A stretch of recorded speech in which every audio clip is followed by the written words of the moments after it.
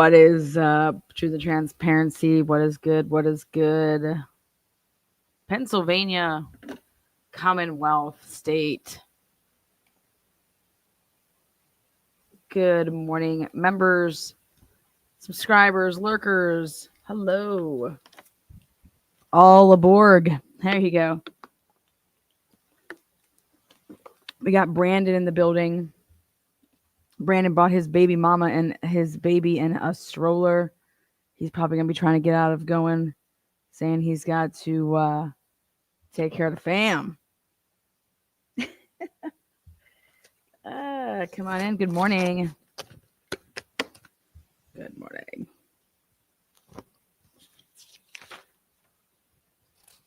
Pennsylvania doesn't allow cameras in the courtroom.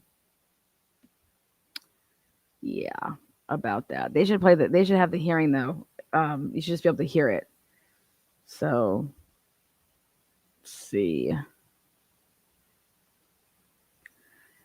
Again, Brandon Andriola just arrived with his girl and his baby in a stroller. Literally a baby in a stroller. They made their way to the courtroom. This is right outside the courthouse right here. Courtesy. Give it up. Miss Potts right in there. Sniffing panties, shaking hands, kissing babies. Is that right? Lana, how was the drive with your new ride? That is not my new ride. Those things, I guess, they drive themselves and they like watch you like a hawk. If you do anything crazy, it like look where you're not supposed to. It gives you like a strike. You strike out like 5 times, they lock you out of your car.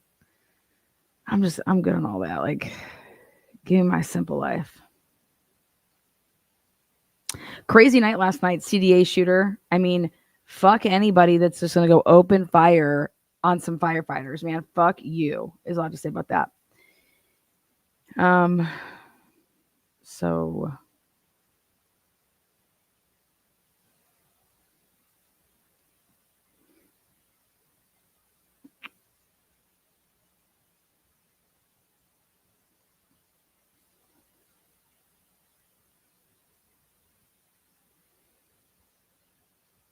there's a couple guys that are in the courtroom right now, or right outside the courtroom rather.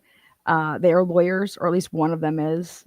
And they are chatting about the fact that they've never even seen one of these subpoenas before. Like they don't get it. They've never seen this happen before. So again, we're just bringing you the updates live, baby.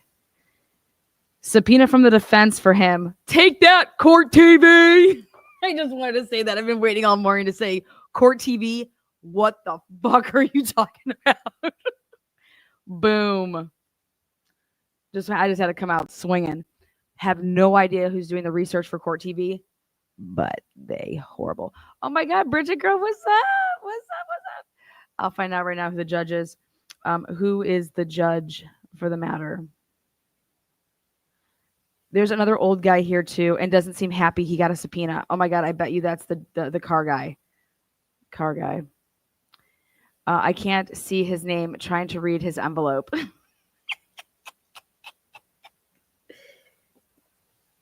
Arthur L. Zulik is the judge presiding. Judge Zulik. Where are they in Pennsylvania? What courthouse? Get down there, Daisy, now. You guys are going to have so much fun today. I'm just the DJ. I'm on the 1s and 2s. I love that you're allowed to device it. Boom daddy. Vinny has been bad recently, especially when he frequents. It's freezing in there, by the way. The temperature is at 64 degrees in the courthouse. They're trying to freeze people up out of there.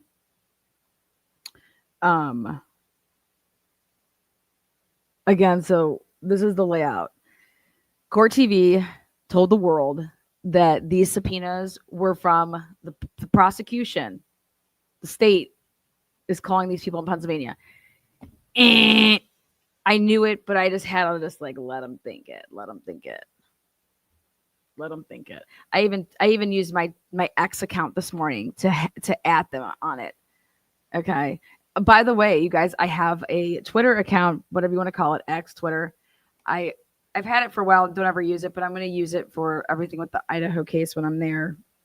So, as well as stuff on here, Bill will be running my back of my channel, and we'll be pumping out all the goods, all the goods.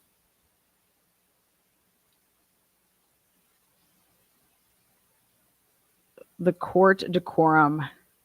So we have the temp. We're trying to see if Brian's appearing via Zoom. I mean, I would want to be present for this shit.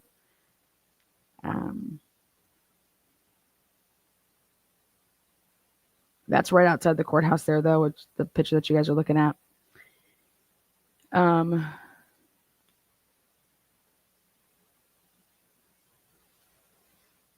Oh my gosh. Okay, so we have a sketch artist in the courtroom.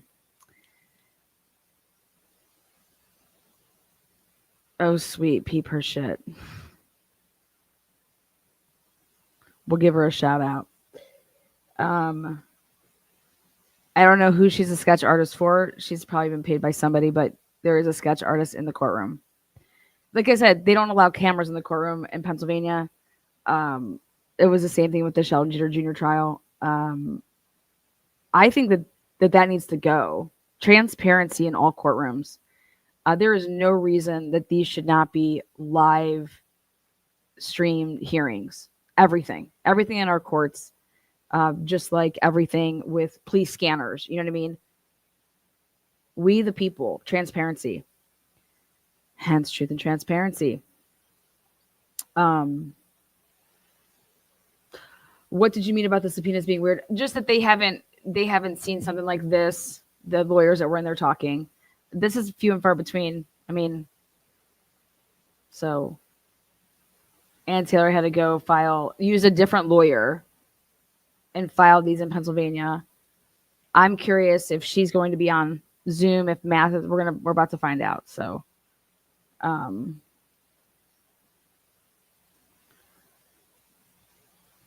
so it's freezing in the courtroom. We have a sketch artist, Brandon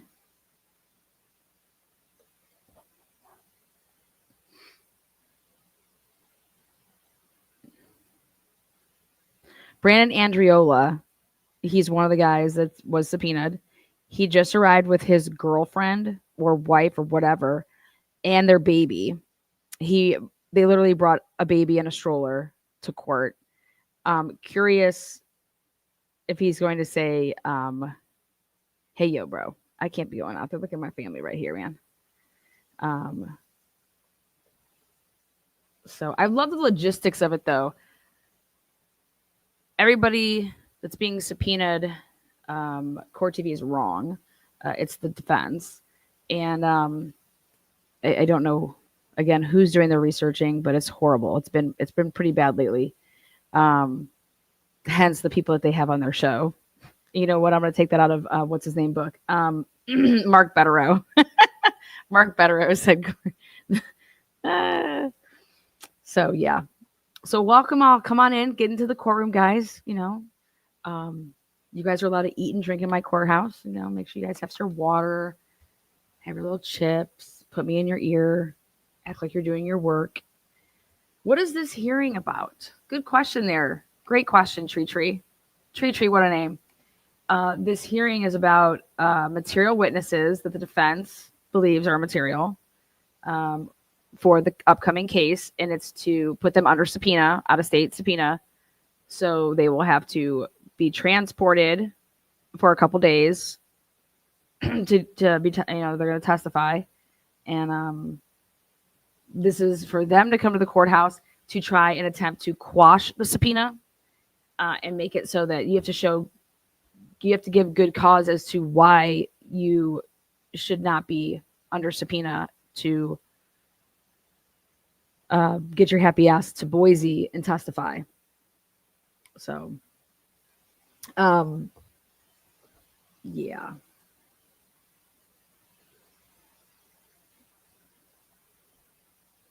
So this is the PA hearing.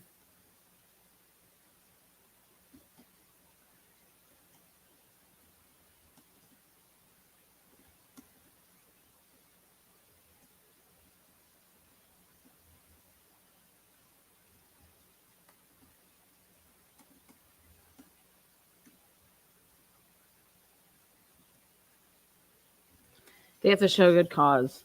So let's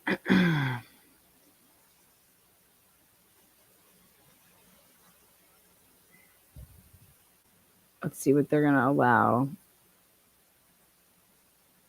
The sketch artist did arrive in town last night. She was in town last night, and she was taking pictures around the courthouse.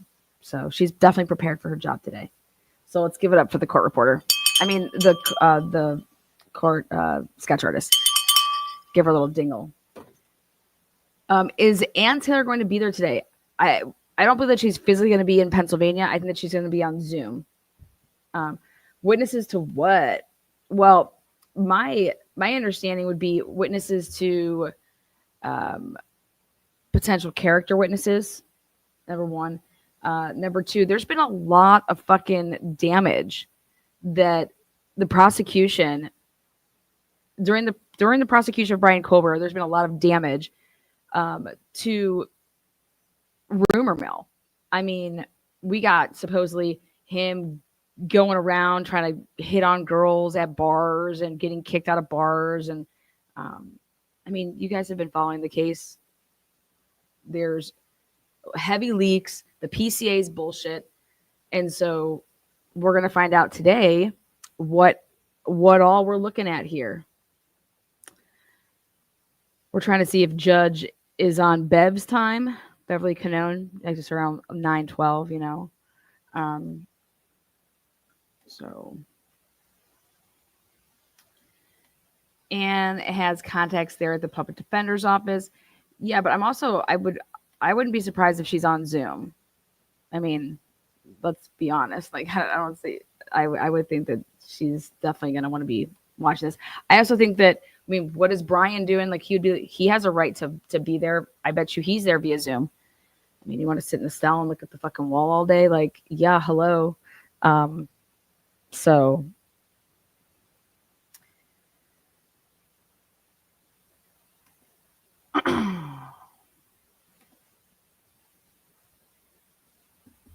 good morning, everybody. This is Monroe,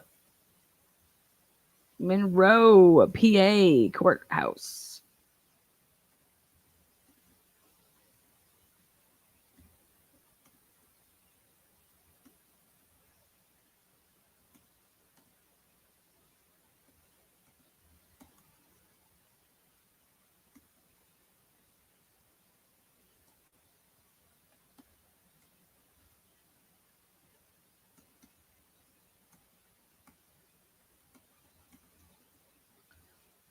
So again, they have to show Lana, what's your name on X? Don't even know. No. I think it's Lana at my name. And then I think it says TNT YouTube behind it. Yeah, I wanted to rock my full government name. Like bitch, Lana Oriani. Fucking dox me, motherfucker. Go ahead.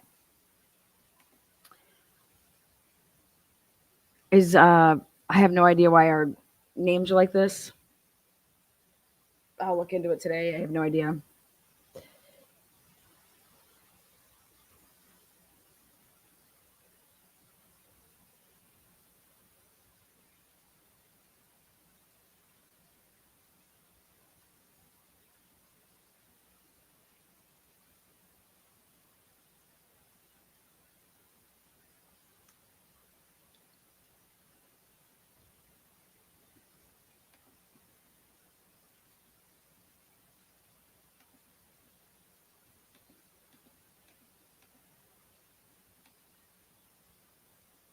Courtroom 6, bitch. Ah, shit. Is that right? Is that right? There you go.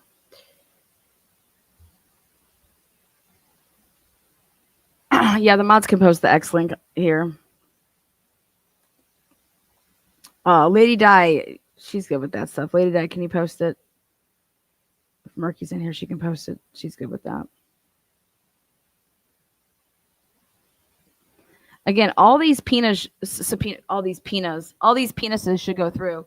All these subpoenas should go through. It's a matter of you have to go there and state why, if you have to have good cause why you should not be under this subpoena. So I'm curious to see what people say. I mean, I wouldn't want my, I mean,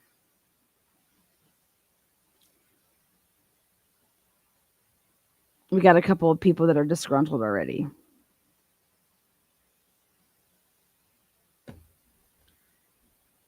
Great, now she's making. You guys like that? Dude, I did. I just said penis. I did. Don't. If you're listening, I did. These peanuts. It's gonna be one of those days. It's a Monday. Yeah. Make sure you guys get in the peanuts. Oh shit.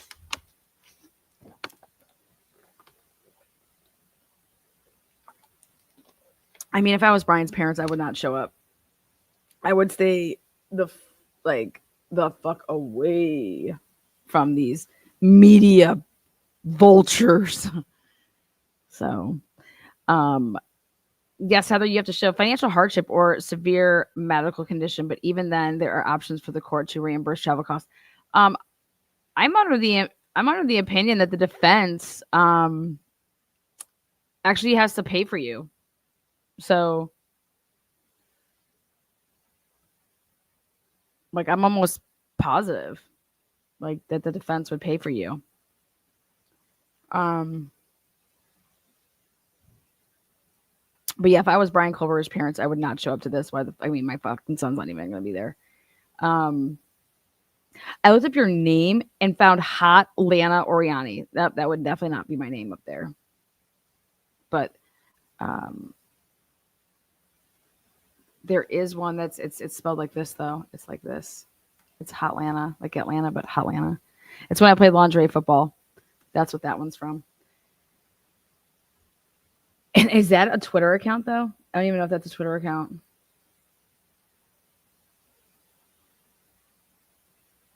There might be some lingerie football pictures on that one. Go check it out. Check it out. Have you guys ever seen the Lingerie Football League, the LFL?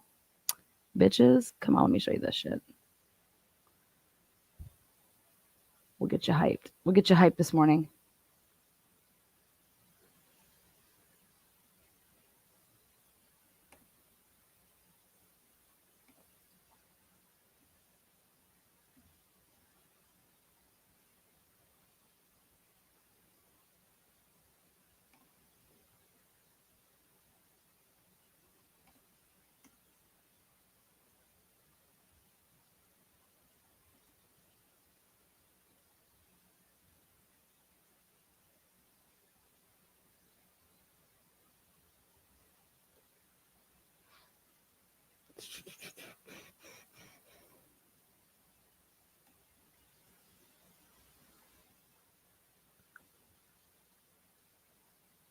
No preview.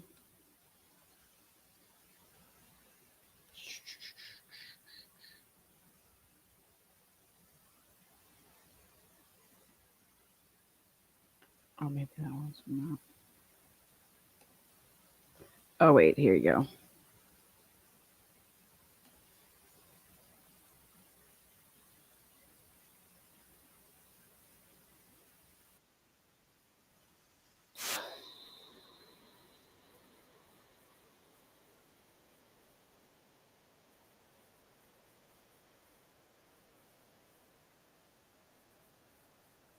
She's getting up here.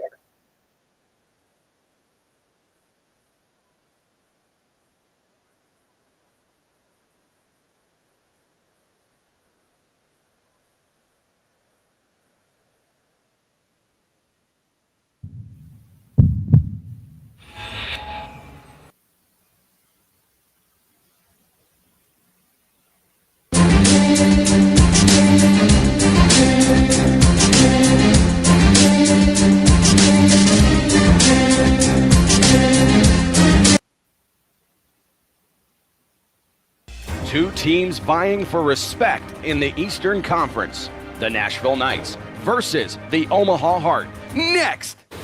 Nothing like a strong woman that takes what you want. That's powerful. We make history when you step on that football field. Now's the time to release that anger, that pain on them. Do you believe in miracles? They don't deserve no mercy. Them getting put down or they get laid down.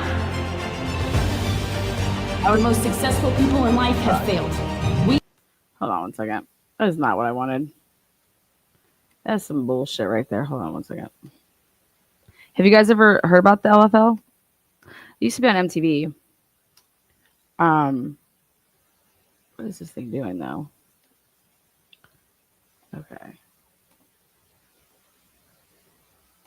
Well, we're getting our updates.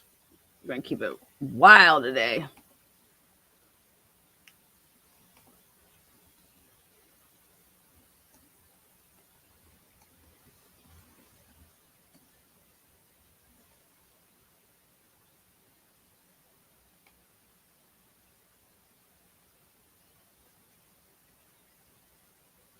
Okay. So this is good shit right here.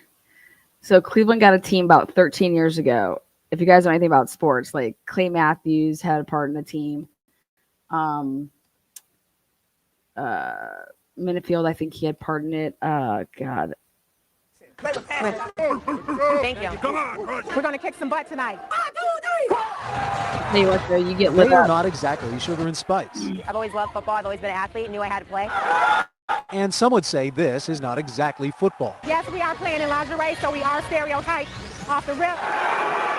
But it is the unusual combination of both that drew folks like Anthony Thornton of Cleveland at Quicken Loans Arena Friday night. I like football, you know, the girls, they get no better than that. The women are so tough, and they look great. It's a lot nicer watching than this NFL. Legendary Browns defensive tackle Bob Golick was instrumental in bringing an expansion lingerie football team to Cleveland. We started doing this and knew it's football. You know there's going to be things happening. But I never thought that the first injury that we would have on this football team would be a pregnancy. And in their first game ever against the Baltimore Charm, the hometown Cleveland Crush put on quite a show. What are their best attributes? The best assets you need? Is that what we're talking about? Even those in the loges were focused That's on one of my best football. friends right there. The lingerie and the boobs. And the girls. One thing for sure about this brand of football, it gives a whole new meaning to the words touchdown. On hand for the Crush's inaugural game, family members of several players proud to draw Yes, the crowd's I see. attention to their daughter. Only on the neck up. On the neck up on. That's right. That's it. That's all. I think this is amazing. I think it's surprising. I think everyone's surprised how good the girls are, how great athletes they are, and I think it's a lot of fun. They're looking for any wardrobe malfunctions. And how does that make you feel as a father? Well, Dude, seriously, that's what people came out to see. Let me see if there's got to be way better quality. This is like, hold on. Let me see the Nash. Let me see the.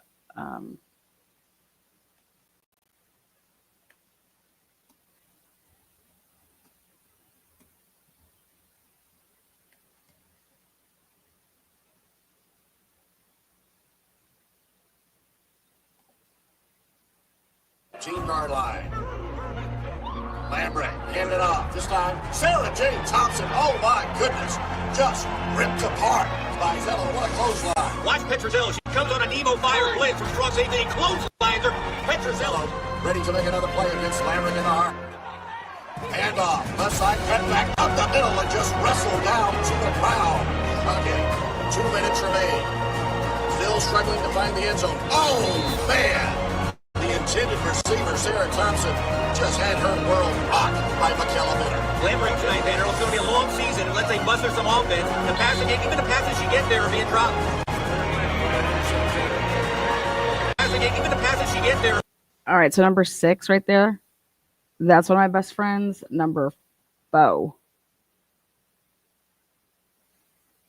By Zello, what a clothesline. Watch Petrozello. She comes on a Nemo fire blitz from strong safety One of the and best clotheslines athletes. her. Petrozello Ready to make another play against Lambert in our Look hand at this off. hit. Left side, cut back up the middle and just wrestled down to the ground. You get fucked up. I played backup quarterback, so yeah, I was just like, give me the clipboard. You know, we're good.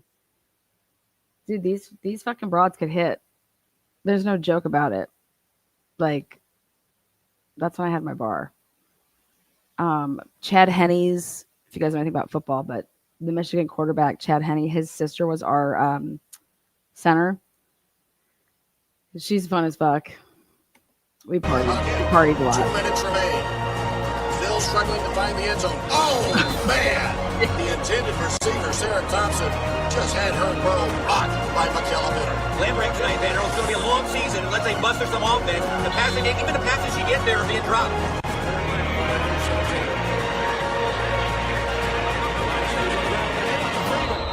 Takedown, clothesline tackle by Petrozello, and the Atlanta. Wild shit. Anyways, I wanted to see the one where we, after the touchdown, we were chugging beers, but I can't find that. I can't find that. This way.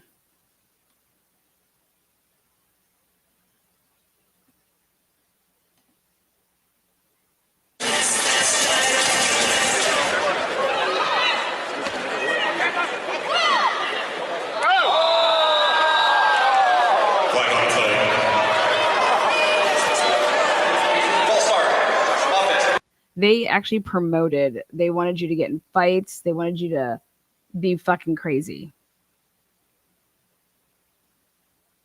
And they stereotyped. I mean, if clearly they're not getting. I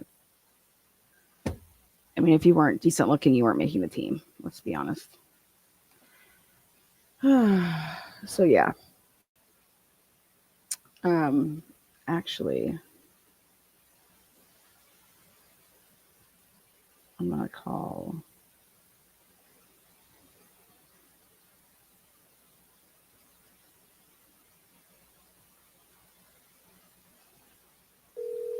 We're gonna call Teresa right now.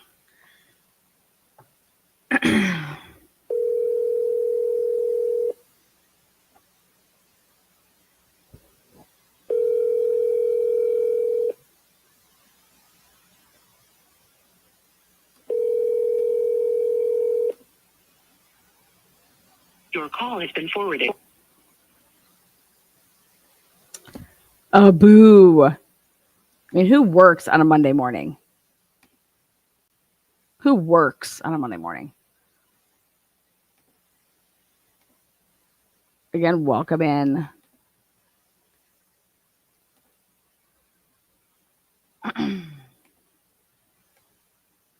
I'll see if Michaela, she's a big time coach. She played fast pitch at Missouri, and she does like, I don't know, they have like some new pro women's baseball. She does like modeling that. She's a freaking coach. She does like coaches all these kids, and she's all about that true crime though with me.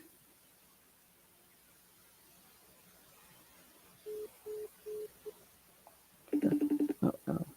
Well, maybe I did the wrong thing. Hold on.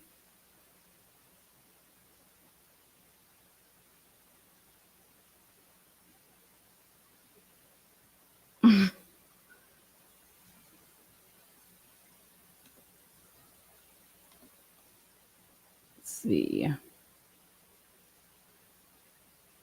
We have nothing yet.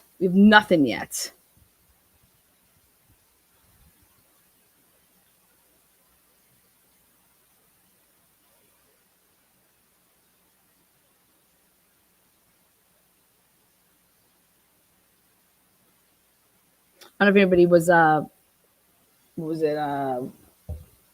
last night on Andrea's show. She had Turtle Boy on. I haven't had a chance to see all the interview, just saw a little bit at the end.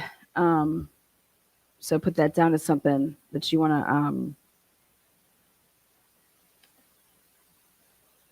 to put in your little playlist. It was last night. TC. I was in the Lingerie Football League too. Yeah, I just looked up. I was there 2010, 2011. Yeah.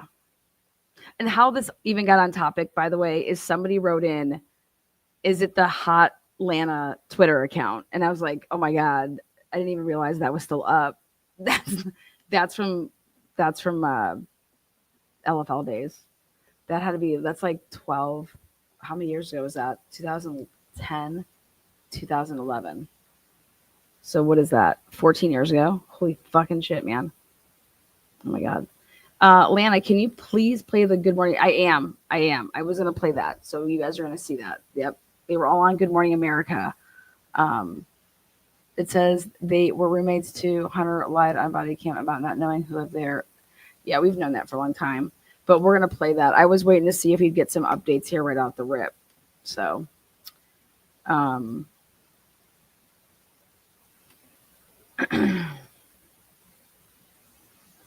that's how we got on this whole topic. Let's see.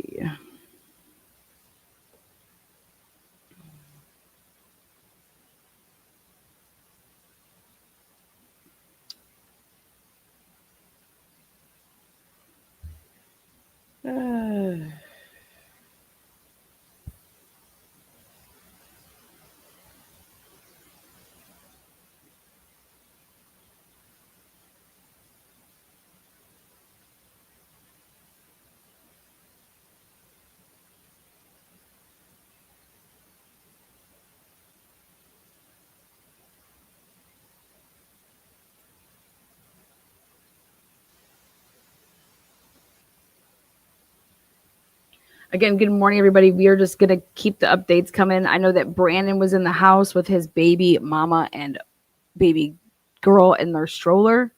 There was another older gentleman, and we have a sketch artist in there. It's freezing in there. They got the AC pumping.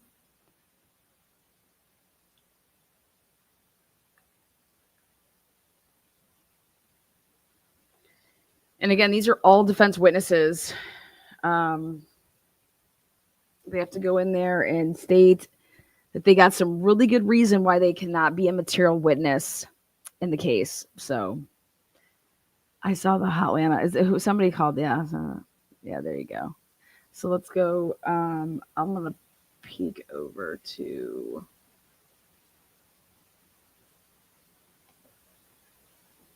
Let's go.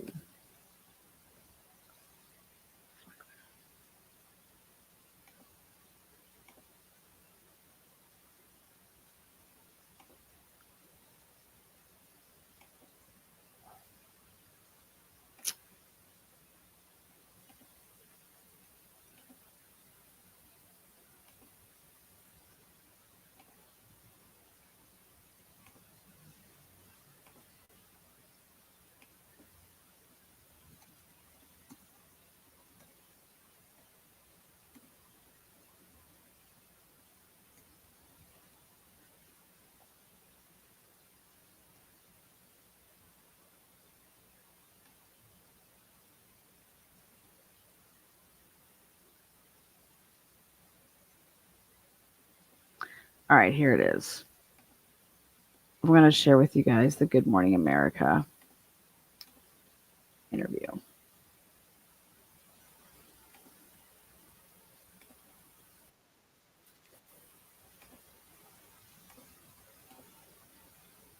This is just this morning. I think it's an interesting day that it comes out, again, on this like day that's relevant. All right, so this is from this morning. We're getting a look-see all together. Murder's case. The trial date is now set. This morning, close friends of the victims are telling their story for the first time on GMA. Kana Whitwer sat down with them. Good morning, Kana. Yeah, George, good morning to you. Hunter Johnson and Emily Allant were two of the first people to arrive at the King Road house that November morning. These are the friends who prompted the 911 call. Their actions described by other families as heroic. But for them, it was a morning that changed everything. And they're speaking out for the first time about what they want people to remember about their friends. It's not. No wonder why the lingerie was going so quickly. You guys, I had that on 1.25 speed. I was like, damn, I don't remember us being that quick.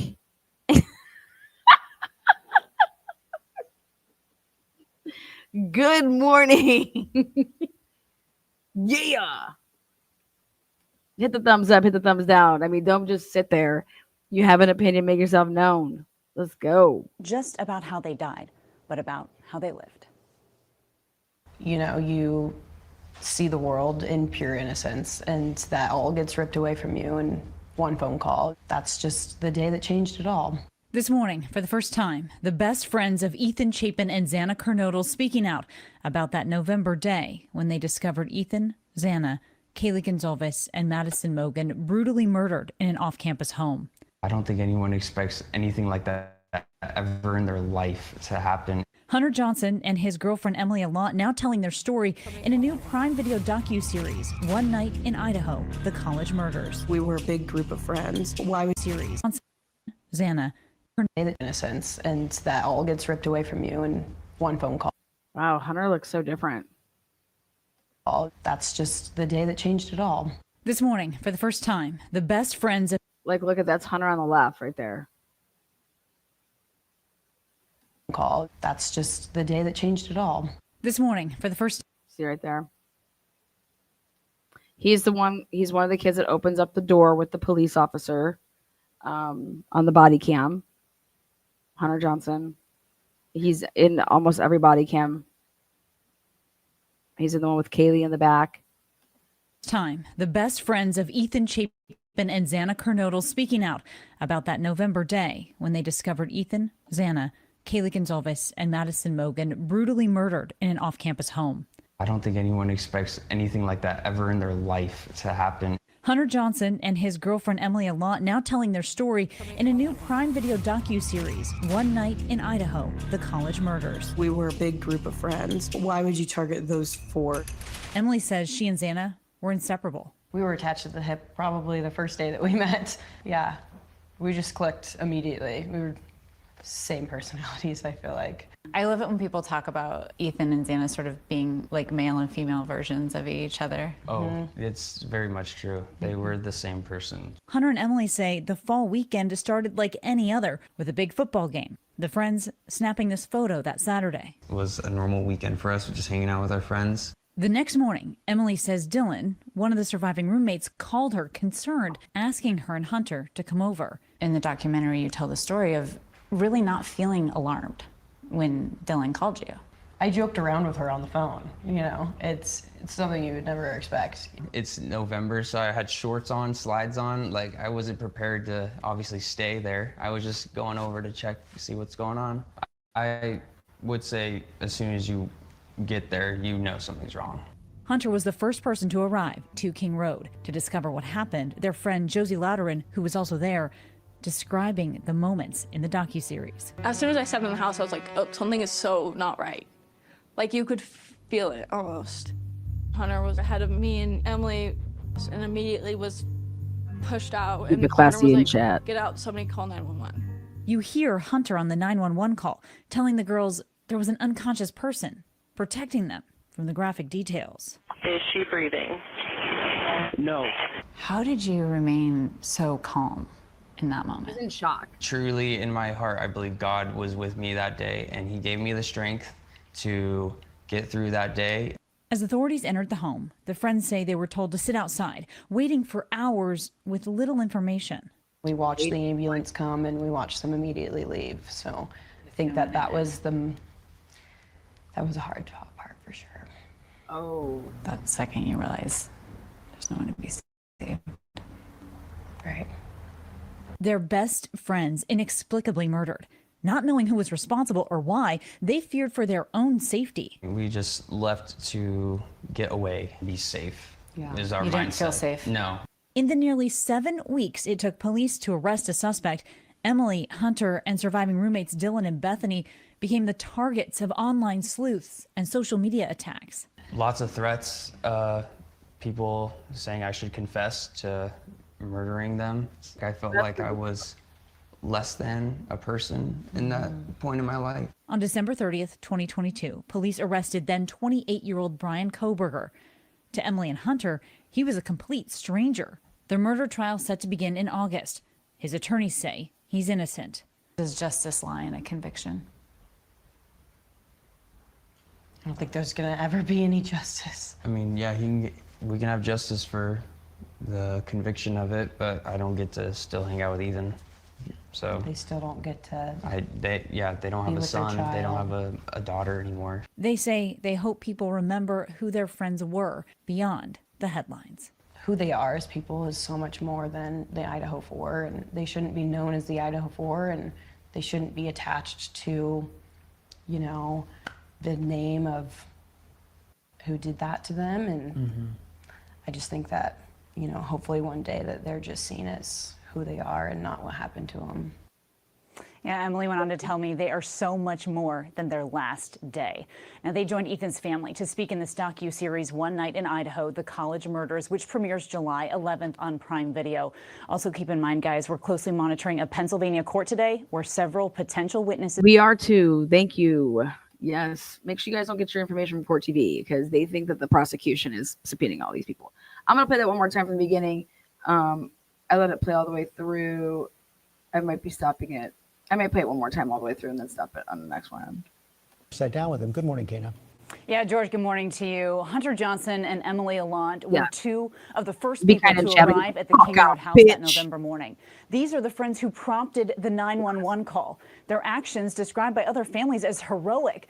But for them, it was a morning that changed everything. And they're speaking out for the first time about what they want people to remember about their friends. It's not just about how they died, but about how they lived.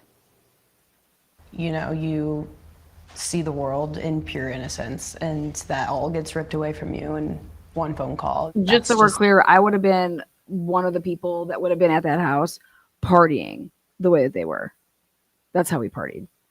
We were probably smarter, but yeah, the baseball team, soccer team, volleyball team, football team.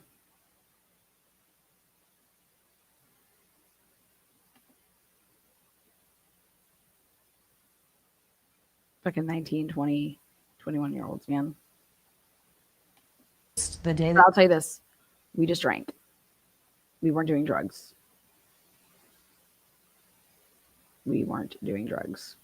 Like, nobody even offered me, like, Coke and I never saw anybody offer my roommates or, like, our tight group of friends drugs in my presence ever.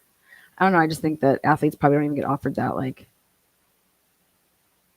I mean, I think a couple girls from California, they were like weed smokers and they had to like get people to take piss tests for them all the time or were paying like ridiculous money for like this. I don't even remember what it was called.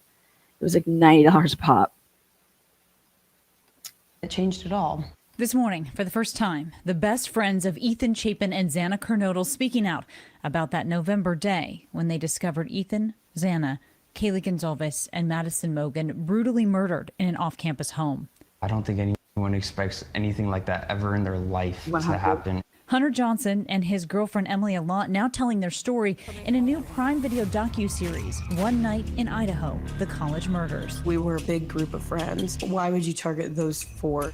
Emily says she and Xana were inseparable. We were attached at the hip probably the first day that we met. Yeah, we just clicked immediately. We were same personalities, I feel like. I love it when people talk about Ethan and Xana sort of being like male and female versions of each other. Oh, it's very much true. They were the same person. Hunter and Emily say the fall weekend started like any other with a big football game. The friends snapping this photo that Saturday. It was a normal weekend for us, just hanging out with our friends. The next morning, Emily says Dylan, one of the surviving roommates, called her concerned, asking her and Hunter to come over. In the documentary, you tell the story of really not feeling alarmed when Dylan called you.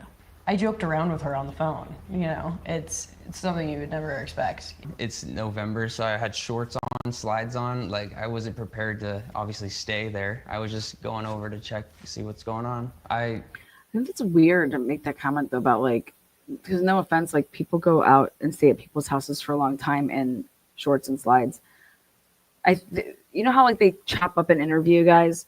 So I'm curious, this has to come from something. They're taking like little bits. Like that's just what I can't stand about these type of interviews. Okay. Because it's making it seem like that because it's just so out of place to say people go in mesh shorts, t-shirts, and flip-flops and hang out at someone's house for an hour or two or three.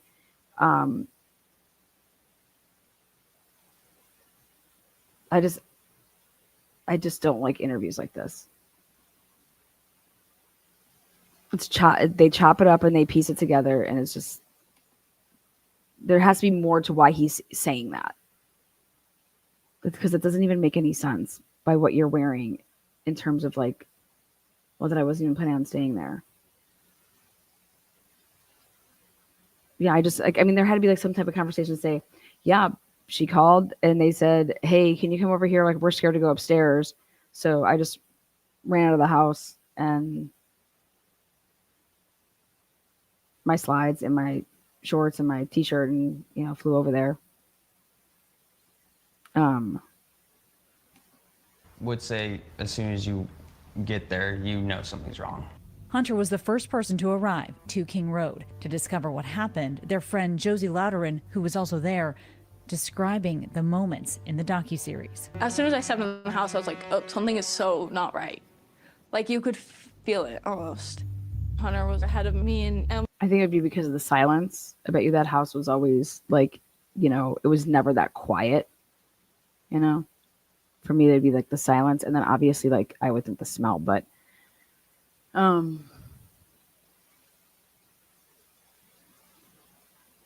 feel really bad for Hunter. I feel really bad for him.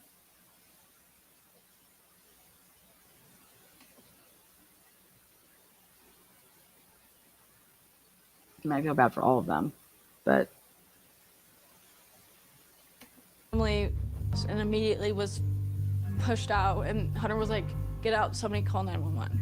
You hear Hunter on the 911 call telling the girls there was an unconscious person protecting them from the graphic details. Is she breathing? No. How did you remain so calm in that moment? Truly, in my heart, I believe God was with me that day, and he gave me the strength to get through that day. As authorities entered the home, the friends say they were told to sit outside. See, okay, so let me ask you guys a question. You're having an interview with somebody, okay? Let's literally count out of the 5 minutes and 18 seconds that this plays for, okay? Aren't they supposed to be doing all the talking? Like, why did you just stop, like, in the middle of him, like, sentence, and then she just goes on to, like, talk about whatever? I don't understand. I think that these two talk, like, maybe 30, 40 seconds out of 5 minutes and 18 seconds. I just can't fucking, like, what a fucking waste. I mean, where's the whole interview at?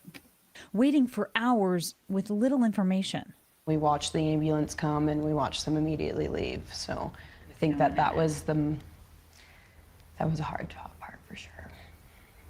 That second you realize there's no one to be saved. Right. Their best friends inexplicably murdered. Not knowing who was responsible or why, they feared for their own safety. We just left to get away, be safe. Yeah. Is our You didn't mindset. feel safe? No. In the nearly 7 weeks it took police to arrest a suspect, Emily, Hunter, and surviving roommates Dylan and Bethany became the targets of online sleuths and social media attacks. Lots of threats, people saying I should confess to murdering them. I felt like I was less than a person in that point in my life. On December 30th, 2022, police arrested then 28-year-old Brian Koberger. To Emily and Hunter, he was a complete stranger. Their murder trial set to begin in August. His attorneys say he's innocent. Does justice lie in a conviction? Interesting answer here. I don't think there's gonna ever be any justice. I mean, yeah, we can have justice for the conviction of it, but I don't get to still hang out with Ethan. It's really interesting, Emily's comment there, because I mean, I think that's so interesting. I don't think there's ever going to be any justice. It's a very interesting comment.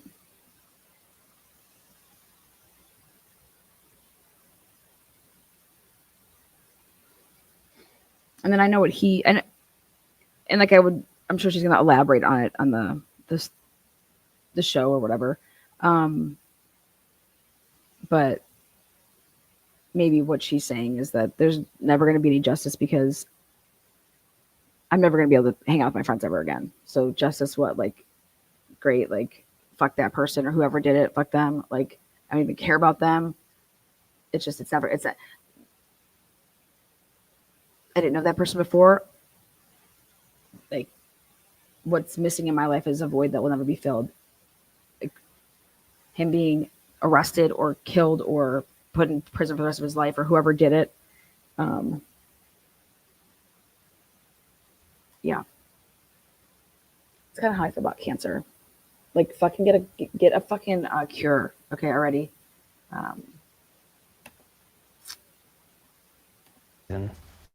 So they still don't get to. They don't have a son. They don't have a daughter anymore. They say they hope people remember who their friends were beyond the headlines. Who they are as people is so much more than the Idaho4, and they shouldn't be known as the Idaho4, and they shouldn't be attached to, the name of who did that to them. And I just think that, hopefully one day that they're just seen as who they are and not what happened to them.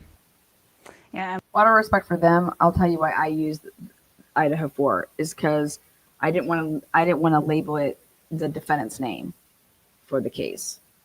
For me, why I use Idaho4. I wish that YouTube would let us write more than 100 characters for titles, and there could be a lot more. But you know what I mean? Like, I'd rather, if this happened to me, I'd rather be the name the Idaho4 versus always saying that person's name. That's just my brain, because I wouldn't want their name. Like, Emily went on to tell me they are so much more than their last day. Now, they joined Ethan's family to speak in this docu-series One Night in Idaho, The College Murders, which premieres July 11th on Prime Video. Also, keep in mind, guys, we're closely monitoring a Pennsylvania court today where several potential witnesses for the defense will learn if they need to testify in Idaho when this trial. Well, I would love to see the interview. I mean, how many seconds do you guys think we got out of that? I count. You guys want to put a clock on it? Let's fucking do it. We got nothing else to do. So this is a 5-minute and 18-second session, of which, let's see how many minutes or seconds are actually used. Turn now to the Idaho College murders case. The trial date is now set. This morning, close friends of the victims are telling their story for the first time on GMA. Kana Whitworth sat down with them. Good morning, Kana. Yeah, George, good morning to you. Hunter Johnson and Emily Allant were two of the first people to arrive at the King Road house that November morning. These are the friends who prompted the 911 call. Their actions described by other families as heroic, but for them, it was a morning that changed everything. And they're speaking out for the first time about what they want people to remember about their friends. It's not just about how they died, but about how they lived. Okay, at the 35-second mark. See the world in pure innocence, and that all gets ripped away from you in one phone call. That's just the day that changed it all. This morning, for the 43. first time, the best friends of Ethan Chapin and Xana Kernodle speaking out about that November day when they discovered Ethan, Xana, Kaylee Gonzalez, and Madison Mogen brutally murdered in an off-campus home. I don't think anyone expects anything like that ever in their life to happen. Hunter Johnson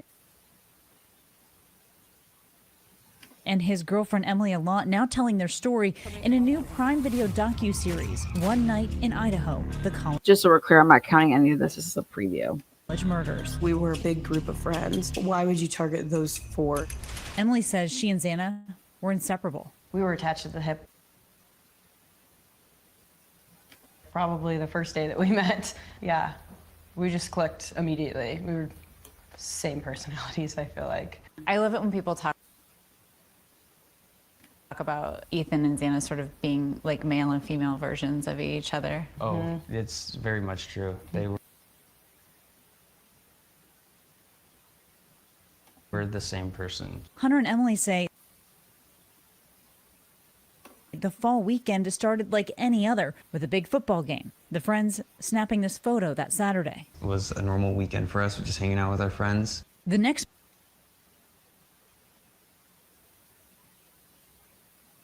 morning, Emily says Dylan, one of the surviving roommates, called her concerned, asking her and Hunter to come over. In the documentary, you tell the story of really not feeling alarmed when Dylan called you. How did she already watch the documentary? Did she have like a sneak peek at this? Joked around with her on the phone. You know, it's something you would never expect. It's November, so I had Just, Emily's a really good soccer player. So is Bethany. shorts on, slides on. Like, I wasn't prepared to obviously stay there. I was just going over to check, see what's going on. I would say as soon as you get there, you know something's wrong. Hunter was the first person to arrive to King Road to discover what happened. Their friend Josie Louderin, who was also there, describing the moment in the docuseries. As soon as I stepped in the house, I was like, oh, something is so not right. Like, you could feel it almost.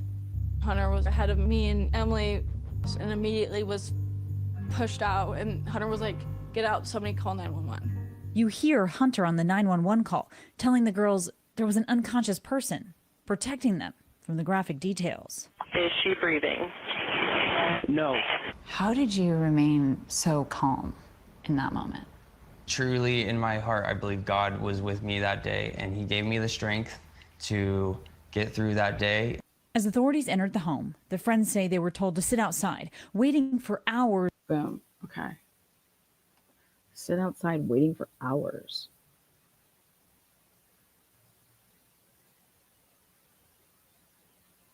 I would like to have heard that from them. Okay, just so we're clear on how long we have had so far is 8 seconds, 4 seconds, 3, 4, 3, 2, 18, 6. We're looking at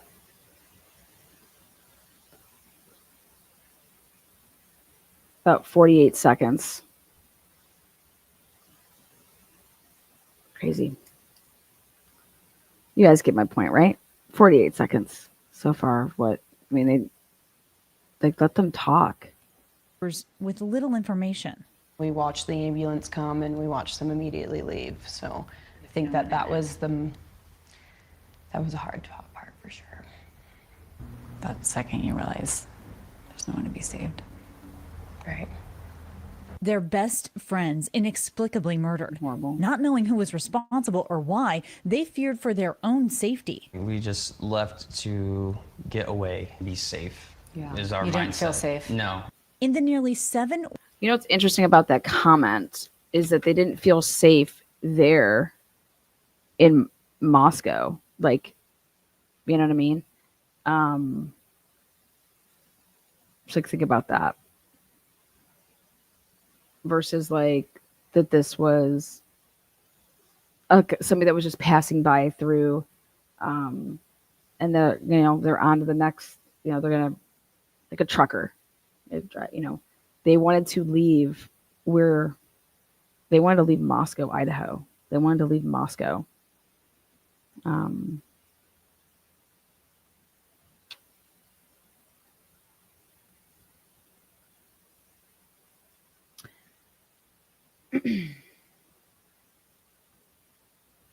You guys remember 9/11?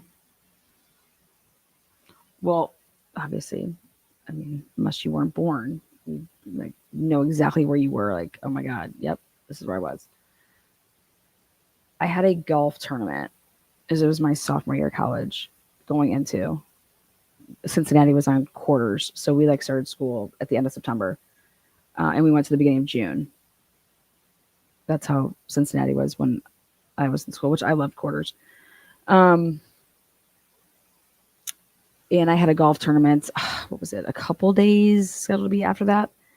And we flew everywhere. And I was like, dude, what do you mean we're flying? What do you mean we're getting on a plane? Like, fuck, I'm out. No, like, you can't just not go. You're a scholarship athlete. You're playing in the number 2 spot. I started as a freshman. And I was like, dude, I'm out. Like, take one of the other chicks. Like, and they're like, do you guys seriously want to not fly? Would you rather take a van? I'm like, van. And I would never want to take a van. Like, I'm like, no, fucking we fly everywhere. We never flew. I mean, we never drove anywhere. Like, even when we went to, the only place that we drove to was Xavier, which was the next exit. But we flew to Penn State. Anywhere, we flew everywhere. We had the best travel schedule.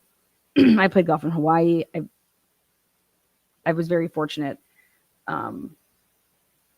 What I got out of college. But I just remember saying, yeah, fucking, I'll put me in a van. I don't care if it's going to take us 8 hours, like driving. I was like, I don't want to fly. So I want to know, like, that would be like my mindset of like everybody being like, I don't want to do something that, but the Kent State, we had the riots over in Cincinnati my freshman year, and they put the whole like town like curfew, kind of like how the riots were going on. LA nowhere near as big, but I didn't feel the need to leave Cincy. Like, I mean, so but my coach was like, we're flying, so get over it. I was like, okay.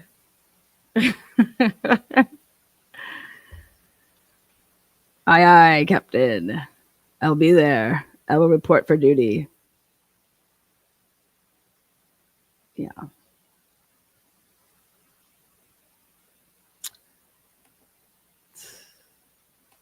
Weeks it took police to arrest. I don't know if Miss New Orleans lady's in here. One of my favorite tournaments was the Tulane golf tournament each year, because it was always surrounded by Mardi Gras. And Lana got 2 for 1, everything, most beads, everything. Fuck, it wasn't even 2 for 1. It was like 3 for 1s back then. And as long as you were 21, our golf team we didn't have a drinking rule, so you could consume alcohol. But like basketball, oh hell no, we had a 365 rule. You couldn't drink alcohol 365 days, and then we finally changed it to that you couldn't drink 48 hours before a game. Suspect Emily, Hunter, and surviving roommates Dylan and Bethany became the targets of online sleuths and social media attacks. Lots of threats, people saying I should confess to murdering them.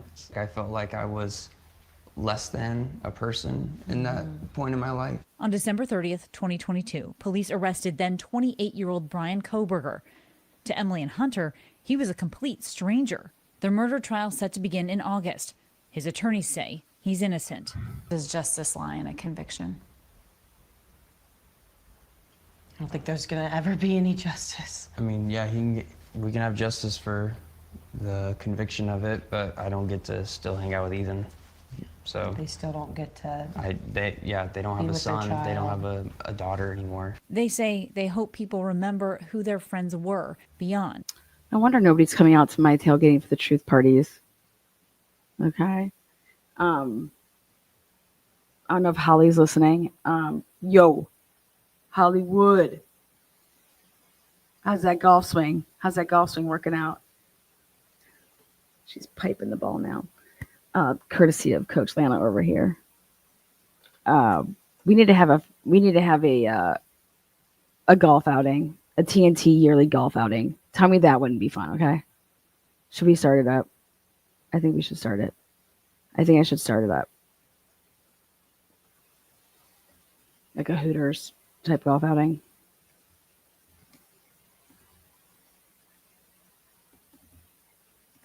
Anybody want to be volunteer as being the cart girls bringing the alcohol around?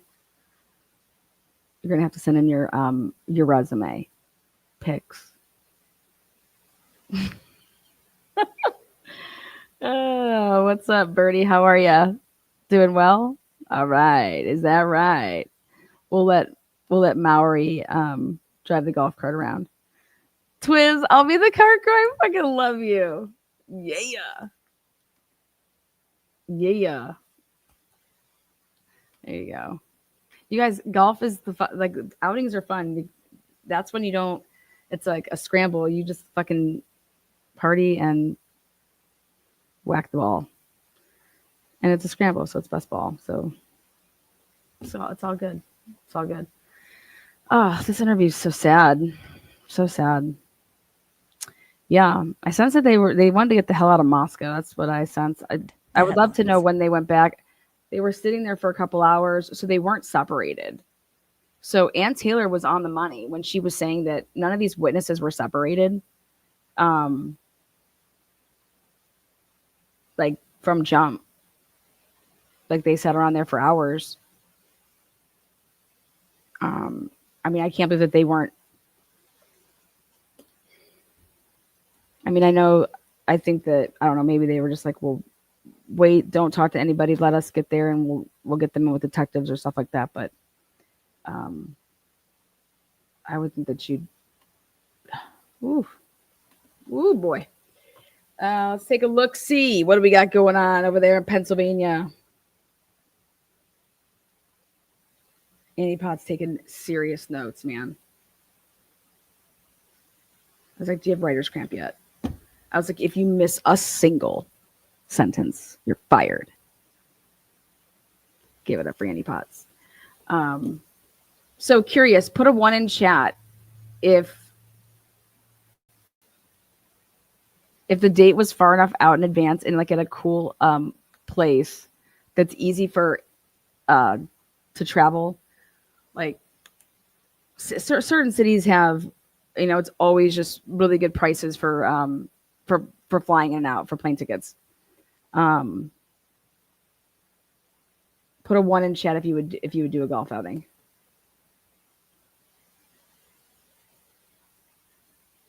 Maybe we could even fucking do Top Golf. I mean, I know I would do the golf outing.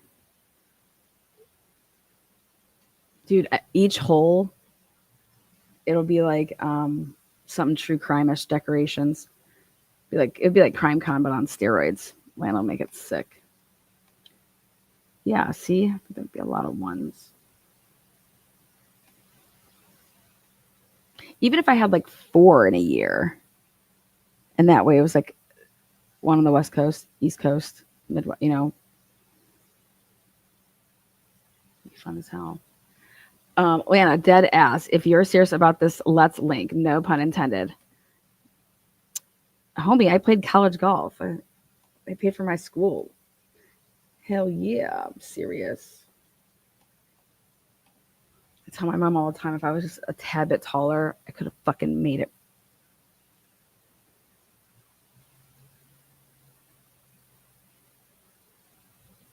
Those Swedish girls are tough to beat, though. So we had some 1s in chat. I didn't see any 2s, so we have no haters. Well, Carson's totally all about it. Oh, maybe we can get your son to do some trick shots, By the way, Jax wants to do, he wants to be in the next video. I knew it. I knew he'd be sponsored by Top Golf. Shit, I'll show you. Let's do it. Yeah. Oh, see? Bring out all the college studs. It's on. I think we could raise... I think it'd be fun. Fuck it, we're doing it. We're doing it! It's on.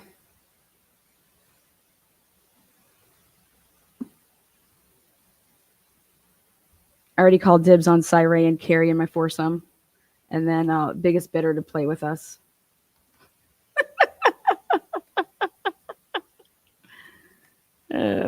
We will win. We need a 4th. So we're taking bids. I want someone that's fun. All right.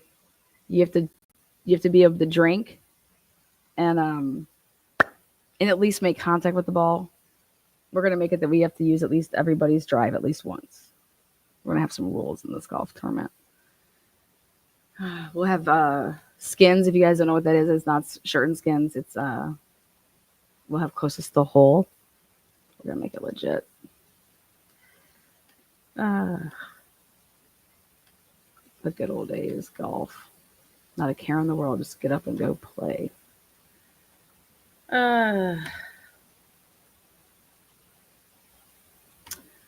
Yeah, so I can't believe that out of 5 minutes and 18 seconds, we get a whopping like a minute and 16 seconds. who they are as people is so much more than the Idaho4, and they shouldn't be known as the Idaho4, and they shouldn't. Well, I hope Emily and Hunter are hanging in there. What's up, Dinky? How we doing? How we doing, Dinks? We need a groundskeeper revenge hole too. There you go. There you go. Thank you there for the $4.99. Cheers. What mods are in here today? Miss Harris, how is it going? Hard to believe I went to college in Arizona and never played courses galore. All I did was get drunk at the Phoenix. That's what you're supposed to do. The Phoenix Open, is that wait, which it's the what's the waste? Is it the waste management tournament? Is there a new sponsor now? That's the one that's wild for golf. How do we get on these topics? Got lingerie football. Now we're talking about golf. Yeah, the waste management. There you go. I go to the memorial over here in Dublin. We have a Dublin in Columbus. The Dublinites. It's like, it's a cool place. It's a city, a suburb of Columbus. Columbus is a great fucking, like, dude, Ohio State, it's a hidden gem. I mean, Cleveland, I think Cleveland's a hidden gem. I think Ohio's, we got Cincy, Columbus, Cleveland, like, all in a row. I love Ohio. Roots, baby, roots.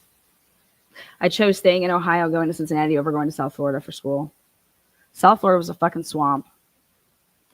As much as I wanted to go there, or like Coastal Carolina, I was like, gonna stay in Ohio. Each foursome will start with a Borg. You must finish it for us to count your score. Just so we know what's up. We're Borgin and bogeys.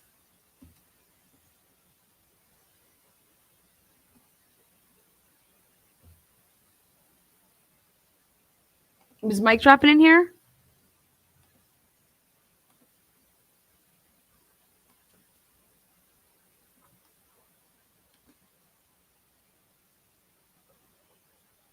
Borgy. My Borg is gonna be called. I told you I love the all aboard, but for this, for golf, I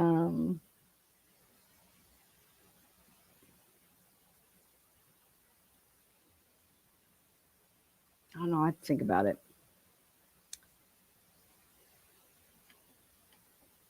Yes. How are you, love? You working? Are you off today? You working? I'm gonna call you. Yes, OHIO right there.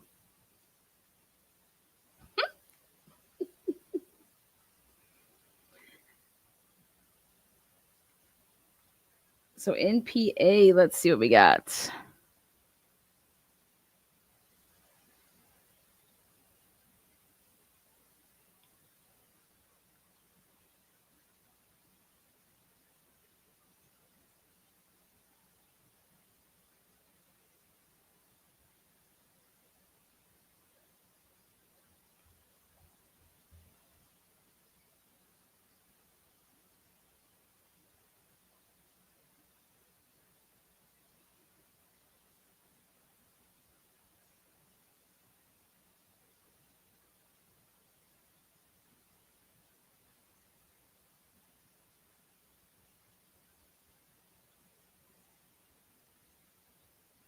I mean, are people really thinking that I just think people are insane. You guys, that fire and the shooting had nothing to do with the Idaho4 case. People saying that it does. I mean, wow. That's just wow.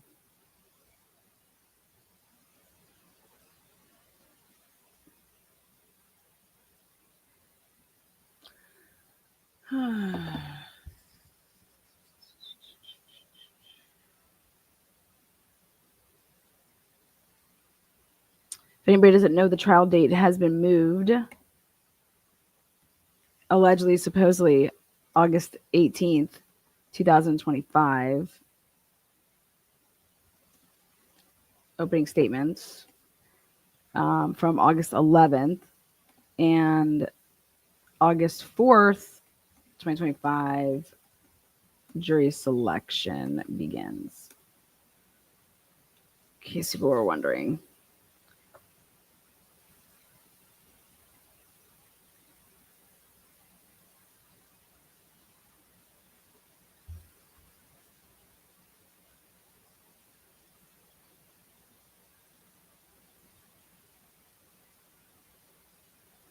Well, in Pennsylvania, they stick to a really strict schedule of 90 minutes, and then usually the court reporter needs a break. So, that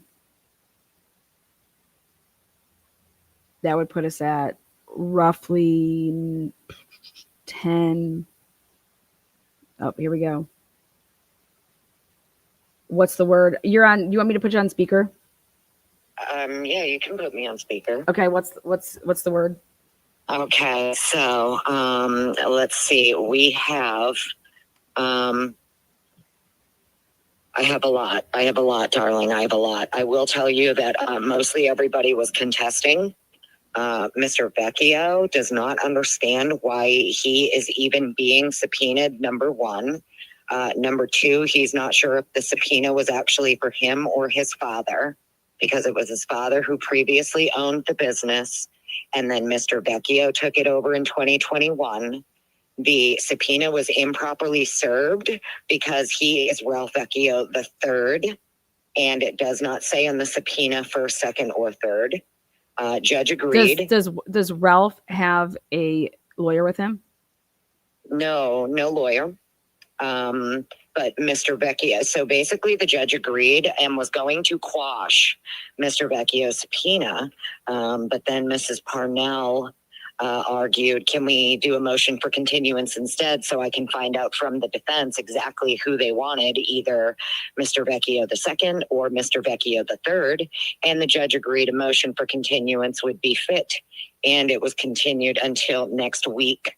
On the 7th, which is the same day as the Washington Maggie Sanders. Okay. So yes, and then also next week is when all of the Washington.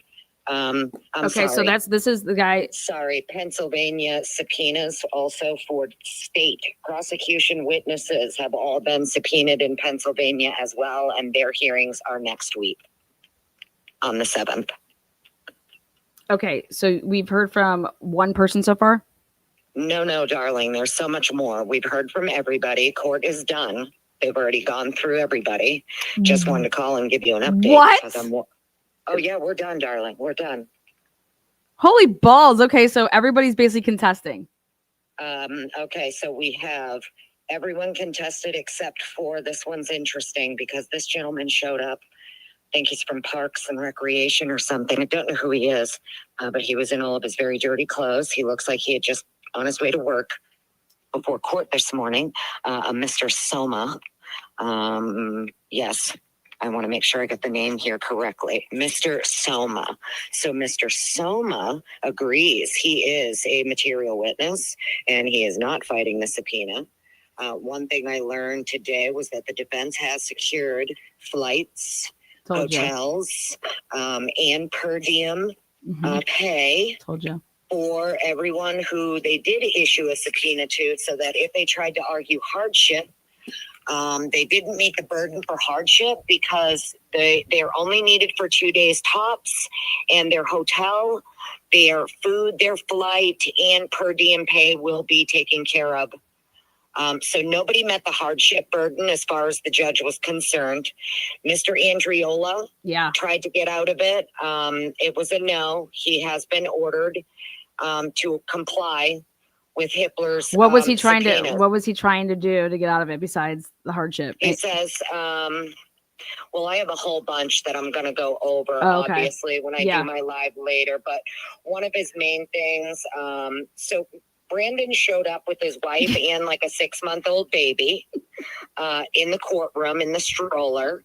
And the court lady had to come over and tell the wife that she's not allowed to feed. She was trying to put out like puffs or something for the kid to eat, and I felt bad because they had to tell her, no, you can't have food in here. And the baby got really upset. So the wife had to leave with the baby. Brandon was technically called second because the first one, which was the Anthony Soma, he's not contesting. He was not contesting anything. He agrees that he's a material witness. He has signed his own declaration. He did not have an attorney present. He will comply with Judge Hippler's order. So Zulik signed off on that. Judge Zulik agreed. So that was ordered. Let's see. Mr. Vecchio. Ralph Vecchio, not happy at all. Very unhappy to even be there. Very unhappy that he has to come back. He does not understand at all why he is being subpoenaed because he has never met Mr. Kohberger. He did not sell a vehicle to Mr. Kohberger, by the way. Brian Kohberger did not purchase this vehicle. Brian Kohberger's parents purchased this vehicle in December of 2019. And they have, Ralph said something about, and it was not tried, he did not try to sell it when he got back to PA. But that's probably what they want for it. What he does not realizing is that's the relevance. The problem is that so Mrs. Parnell got up to explain that what the defense is seeking is the actual records. They want the records, and that whoever, whether because Mr. Vecchio now is the owner of the business, he was asked, do you have access to the files, all of the sales records? Yeah. You have access to all of the files? And he said yes, and she said no further questions, Your Honor. So the judge agreed, though, that because it looks he's like the records holder. Yeah. Well, it doesn't matter because the judge agreed that the subpoena appears to be improperly served because the defense is not stating do they need the actual Mr. Vecchio owner, which would be the father. And Ralph here argued, my father is almost 90 years old. He's homebound and he's invalid. So even if you subpoena him, he's not coming. Okay, Ralph, we got you basically. Okay, we get it, Ralph. Ralph's and the judge even told him, not a problem, Ralph. You can come back next week and argue that. That's fine. But if they say they need you, not your father, that's a different ball of wax, basically. Let's see. So Brandon claims the last time he saw Brian Kohberger or interacted with him was in June of 2020. There was a sidebar held, and that sidebar, at the end of the hearing, Mrs. Parnell asked, Mrs. Parnell is the attorney for McCracken, whoever that the defense hired here. Yeah. So she asked at the end that sidebar be stricken from the record or sealed from the transcript. No one is to see whatever she said at sidebar about the materiality. So the materiality was specifically asked to be at sidebar because of the press. Because of the press in the courtroom, she did not want to discuss materiality. Fucking press. In front of the press. And the judge That's agreed. you, mainstream media. Yeah, the judge agreed. He allowed her to argue materiality at sidebar, and then that sidebar will also be sealed. Fuck yeah, titties. Parnell gave him documents. She handed the judge documents referring to materiality. Brandon's main concerns was that he was going to lose his job due to the media attention. He is, and he explained that he used Brian's sisters as the perfect example of people who lose their jobs. Okay, did he roll with an attorney? Nope, he came in pro se. He said there's been an uptick in media harassment. Specifically, Fox News won't stop harassing him and trying to contact him. You mainstream media bitches. Yeah, he lambasted Fox News and certain YouTube creators who put out videos like, who is Brandon Andriola? And things like that. I know it ain't me. That wasn't me. My style is way too good for that.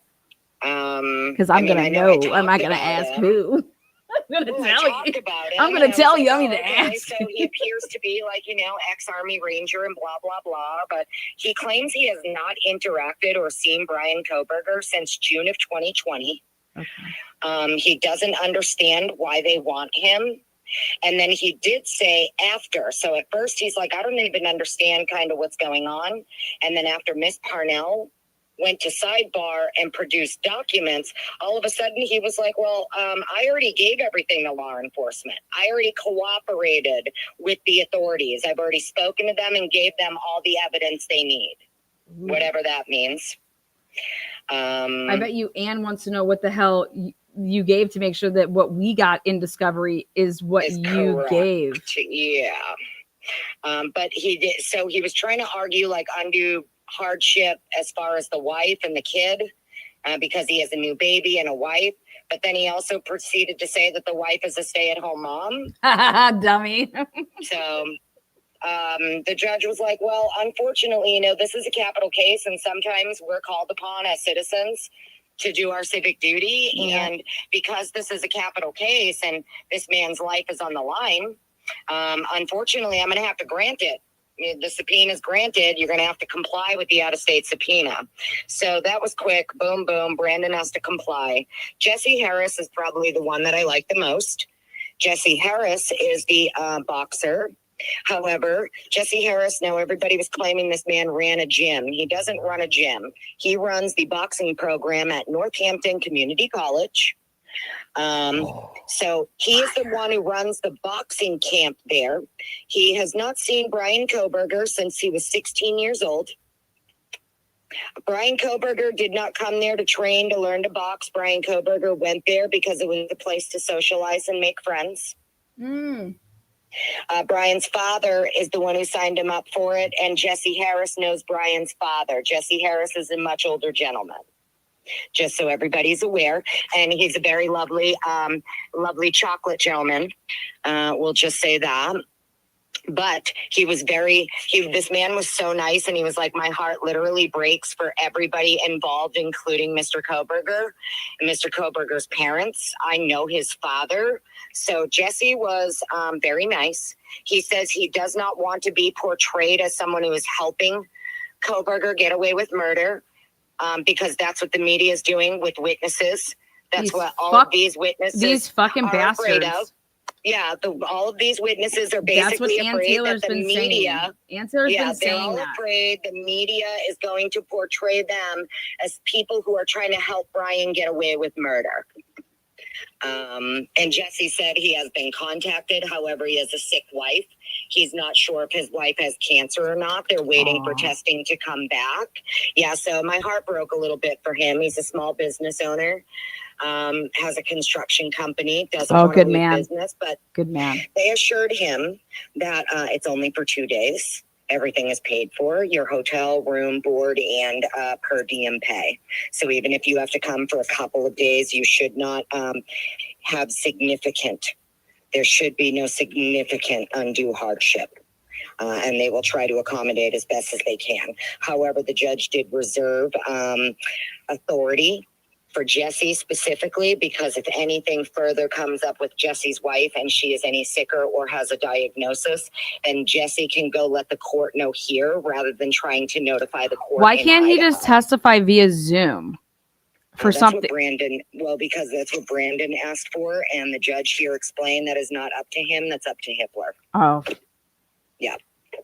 I'm sorry, but for somebody that if somebody has cancer, okay, like that's a reason to let them fucking testify. And if the state tried to prevent that, I mean, we already know there's some bitches, but no, I think what they're doing here is that so like even if Brandon asked, even after the judge said, hey, listen, I mean, it is what it is. Sometimes we're called and you're gonna have to comply. Yeah, I can't wait to hear the mainstream media spin. Like, this is like the real shit. I can't wait to hear how Brandon asked, Your Honor, may I speak? And the judge said yes, and he said, I understand that with these subpoenas, I would like limited something. He asked for limited something, and the judge said, I don't understand what you mean. And he was like, well, I understand that with certain courtrooms, you can attend via Zoom. And I would like to be able to do that. And the judge was like, I'm sorry, but unfortunately, that's not even up to me. That's not my jurisdiction. Once you have to comply with the subpoena out there, you'll have to work it out with the defense and the court as to whether or not you'll be able to attend via Zoom. It's not up to me. So nobody who was subpoenaed today, has the option to ask this judge as to whether or not they can attend via Zoom. It's all going to be up to Hippler and the Idaho court out there. Yep. Mm-hmm. How many people were seen total? Today was 6, technically. No, I'm sorry. 1, 2, let me see. There was Soma. There was Vecchio. There was Searfoss. There was Andriola. And I feel like I'm missing one. It's in my notes. Okay. You left that. That's it. We'll talk then. I'm going to tell everybody to go schedule. Whatever time you schedule live, let me know so I can put it in chat. Yeah, I'll break down a table of all the people too, and I'll help you type it up and I'll send it to you so you can have it. What'd you say, honey? I said I'll type up a table of all the people that spoke today, and I'll turn your notes into an Excel spreadsheet. What are you live right now? I just told you. Care if I have you live? Oh, that's what you meant? Oh, well, hello, everyone. Everyone's cheering you on. That's why I said drop this link in chat, and so that way you're going to give them the whole rundown. This was just the quick, because you were going over the Good Morning America stuff, and then I figured it would go until at least noon. Okay. No, I thought so too. I thought for sure we were going to be there all day because there was a lovely lady from the state who was out there. I don't know who she was, but I actually saw her walking around town last night. And I knew immediately she's definitely like cop or lawyer or something. But whoever she is, she's from the state. Number one, the state of PA. Okay. She's with like state police or something. I don't know who she's with, but she's definitely like one of those. And she was so lovely. And she was letting me know that basically anyone who contested, they were going to have a hearing right then and there. Boom, you're immediately called up, sworn in, and you have to testify as to why you think this is unwarranted. And everyone who spoke today did not have a lawyer. Yeah. As far as I know, the only people who have attorneys right now are Maggie Sanders and the one other. What the hell was the person's name? I don't know. I have it written down, but there's one other. All right. Cool beans. If you want me to. Any other questions, darling? Yeah, I mean, I have some other questions, but was Brian Kohlberger on via Zoom? Nope. Okay. Absolutely not. And this is why they were not able to verify who the Vecchio subpoena was for, because there was no one from the actual defense team on Zoom or anything. So Mrs. Parnell needed time to contact the defense to verify exactly who they're trying to speak to here. And Taylor said, fuck getting up at 6 a.m. Yeah, no shit, right? Well, yeah, I would imagine the time difference too, yeah. All right, well, we'll talk off of it. I want everybody to come and listen to you give it live, rundown of everything that you have. I'll try it later. So, and I'll help you type up whatever since you're on the road. Whatever you take pictures of, I'll type up for you and send it back so you can have it as like diagrams if you want. Well, I'm going straight to Starbucks right now, and I'm going to get a quad espresso on ice with some salted caramel cold foam because I need one so bad. Okay, I'll cash app you. I want to buy that. You are not cash apping me. Don't you dare. Bitch, I'm going to buy that shit. Don't you dare. Stop. I don't know how much does that shit go for nowadays. I'll just send you 15. Do not send me $15. Stop. I'll just send you a crispy hundy. I just want you guys to know how much I love y'all, and I came and did this so that we wouldn't have to get any of our information from those fuckheads in the mainstream media. Yeah, we're not letting this spin. There, by the way, it's all who was there, by the way. NBC, ABC, Fox. What's her name? Sasha. Yeah, wait till Sasha, exactly. Mm-hmm. I forget. I think she said Sasha Cohen or something like that. Yeah, probably. Somebody from Good Morning America was there. I think so too. Yeah, there was a bunch of regular alt. I don't even want to, whatever they are, mainstream media. And then they asked me, who are you with? And I was like, no one, I'm just here by myself. I'm here for myself. I told you to say Truth and Transparency says, what the fuck's up, bitch? No, I didn't want to say anything because these people. No, I know. Trust me, they'll come at you. Some of them were like lambasting the mainstream media. I'm not even joking you, and YouTubers. Like, they were like this guy, Jesse Harris. He was like, these people are like they put out this whole video about me, like, who is Jesse Harris? And this is the guy who taught Brian how to kill people. And he's the one who trained Brian to box and blah, blah, blah. And he's like, I haven't seen this kid since he was 16. He said, and Brian was never a violent person and he never threw a punch. That was one of his quotes from court. Brian was never a violent person and he's never thrown a punch. In quotes, bitch. Yep. He never threw a punch the entire time he was there. He said that that was a place that his dad would bring him to make friends and to socialize. So isn't that interesting? Yep. Take that, coffin dapper. Yeah. Yeah, take that, coffin dapper. Exactly. Like all of these people who tried to say his boxing, that's why he was able to go in and do this because of his boxing. No, according to Mr. And his Harris, running that he can run. Well, Coffin Duffer was talking about how quick he can run a mile. Uh-huh. And yeah, well, it's interesting because well, it's interesting. It doesn't matter because according to Hitler, the killer wasn't on foot. I don't care if you can fucking run a mile in fucking 4 minutes. It doesn't matter. It's interesting. It doesn't matter because there was a white car there, damn it. And we know that's the killer's car. It's so interesting, though, that Mr. Vecchio's like, he says, I've never, ever have I seen him in person. He's never been on my lot. I've never even seen him. He goes from a distance. He says, I do not know this defendant, and I do not understand why I'm being called. Oh, shit. Good.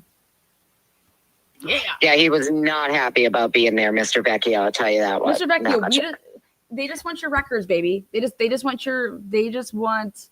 Well, Mr. Searfoss. So this is the last one. I think they also want probably some information on, if that car had any modifications to it. You know what I mean? And Brian's didn't ever. You know what I mean? Like stuff like that. Right. Like it's probably for like maybe. Yeah, stuff that wouldn't have. The other one that's really interesting too is Mr. Searfoss. He's the corrections officer. He came up. He said that back in 2024, he received a subpoena from Ann Taylor requesting all of Brian's prison records from the jail. Okay, or it wasn't a subpoena. He received a request, and he told her, "I can't just give these to you. I need a subpoena." He said, and then whatever happened. I think he said he tried to send the documents or something. Whatever happened, he showed up today with the entirety of the record. And because he showed up with the record, Mrs. Parnell said, I'll have to verify with the defense that this is the accurate record. Is this his complete? Is this just when he was there when he got arrested? Correct. Okay. And Mr. Searfoss said that he wasn't even there when Brian was transferred. He was on vacation, so he had nothing to do with his transfer and didn't sign off on any of his transfer papers, but that he does have his full and complete record for while he was there. And that shit was thick. It was like 30 pages that he handed over to Mrs. Parnell for the defense. And that was also continued out until the 7th. As long as the defense agrees that he turned over the full and complete record, he should not have to appear in Idaho. But if for some reason the defense feels that maybe this prison record turned over isn't sufficient, then next week on the 7th, they're going to have another hearing just to confirm either it's complete or it's not. And if it's not, then he may still be called to appear. So we have 2 that were continued. We have the Vecchio and Searfoss that were continued to the 7th, along with Maggie Sanders and whoever the prosecution people are that got subpoenas. Okay. Solid. Yeah. Hey, how about court TV? These are the prosecution witnesses. And fucking suck a dick, Chris McDonough. Yeah. Fucking A, man. I mean, yep. I love. Oh, Lana's too controversial. Oh, Lana cusses it. Lana's gets it right, at least, you fucks. Okay? To watch those fucking buffoons sit there and spin their little 101 homicide fucking bullshit, man. You ain't the only one that went to criminal justice and graduated with that shit, motherfuckers. Fuck out of here. Fuck, man. That shit just riles me up. Like, spreading lies. These are not prosecution witnesses, okay? These are defense witnesses, and it's to fucking all this damage that has been done, and Ann Taylor knows those 12 people like are going to decide this boy's life based off of the evidence. You can't have it off of all this other bullshit that's been pumped. Oh, look at this order. And a venti cup, please. With some extra whipped cream on top. All right, just you want to call? I'll call you. Go do your thing, and I'll call you back here. I'll and then whatever you want me to type up, I'll type it up, get it over to you if you want it. Okay, love.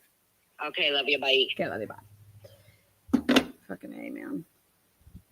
Yes, Anne is attacking all the lies. Also, she's just. I mean, I think it's crazy that Ann Taylor needs to ask this dude for this material, and then it wouldn't have been supplied to her in discovery. But I think that she does think it was supplied to her in discovery, but she wants to actually see what he would give her to see if what they supplied her in discovery is accurate.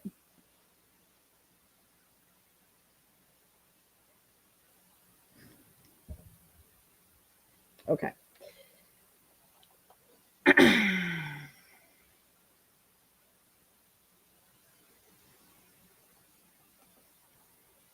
This Potts rocks.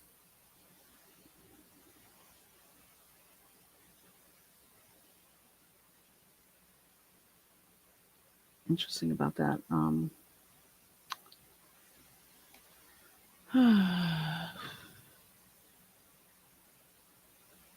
You guys, Idaho is incompetent. Make sure you guys go on over and give Miss Potts a sub and listen to her break it all down. Oh. Wow. Wow, these people. God.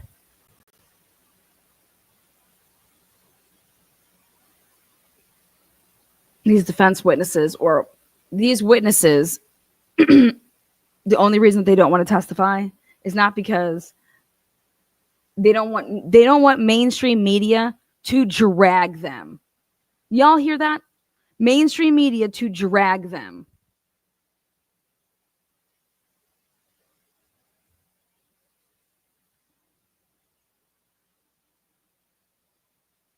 I knew everything would be paid for.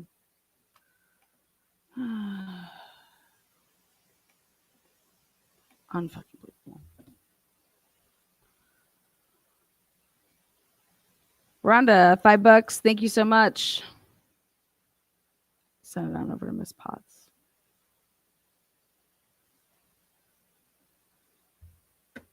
That's Miss Potts in chat. She's good peeps. Very good peeps. For fuck's sake.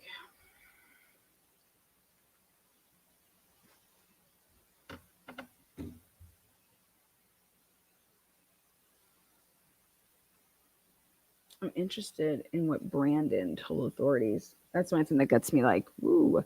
He's like, I already talked to the police. I already gave them everything. I've been cooperative.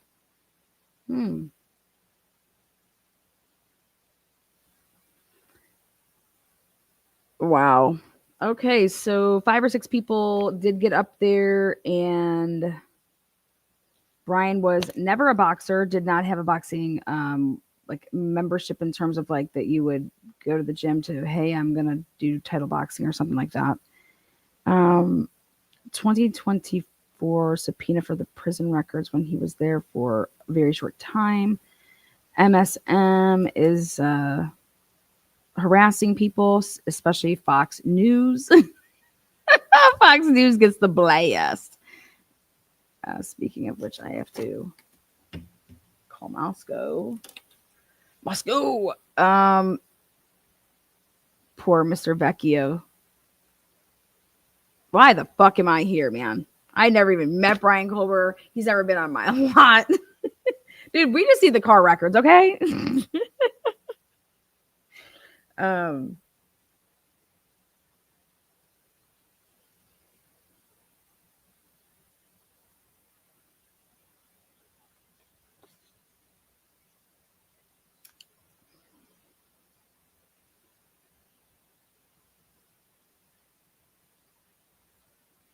have to ask this one more question. I got 2 more questions, actually.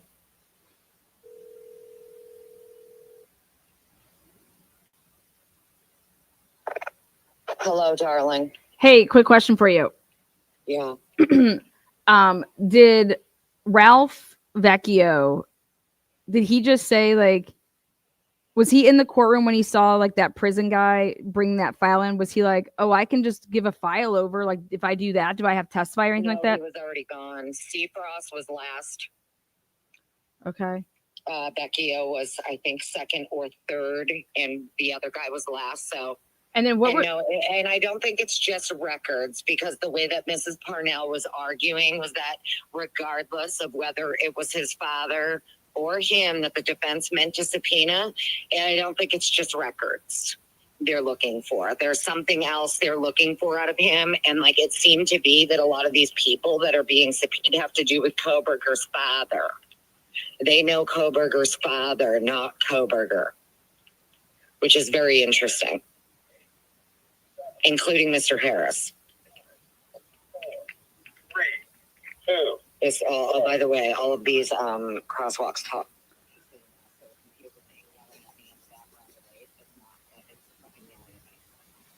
My other question was, a lot of these people, darling, that are being subpoenaed do not know Brian personally. That's what I find wild about it. The only one is Brandon. Okay, yeah, that's what I wanted to ask about. When he was like, it was like the police had talked to me or whatever. Did you get the impression that the police had talked to him or that the prosecution had talked to him? Authorities is the word he used. I've already turned over all of the evidence to the authorities. He used the word evidence. He used the word, I gave all evidence to the authorities. And that was after Mrs. Parnell went to sidebar and said whatever she said sidebar, which I know he heard her because he was sitting right there while she was talking to the judge. So he heard whatever she had to say at sidebar. And then that's when he was like, well, I mean, I gave them everything. I already spoke to the authorities. I gave the authorities everything. I gave them all of the evidence. I gave them everything. Like messages. I'm thinking they're like whatever messages. She told like this judge in sidebar, the judge agrees that Brandon, you know, whether you got a wife, a baby, or whatever, you are material. You admit you're material. The materiality, the judge seemed to agree. Whatever she argued for the materiality, for Brandon specifically, judge was like, yeah, no, you're definitely material. But he claims he has not spoken to Brian since 2020. So I don't understand what the materiality would be there, but you know what I mean? Yeah, I guess. I'll run back. I'll run back some dates. Did he look okay? How old do you think he is? I want to say he's like 37-ish, 35-ish. Okay, so he's older than Brian. A little bit, yeah, if I remember correctly. He's a few years older than Brian. But I noticed that he did bring up his sisters a lot. That was one thing he kept saying, that the defendant's sisters are a perfect example of why media attention. He doesn't want to lose his job because his job, he works with the public. He's with a publicly traded company. He deals with customer service, and he, you know, thinks that more exposure on him.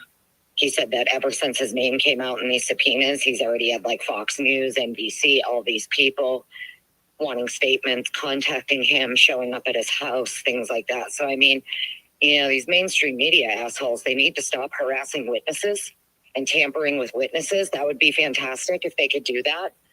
And stop fucking interfering in cases. That would be great. Yep. All right, cool beans. I'll call you back. Okay, bye. All right, bye. All right.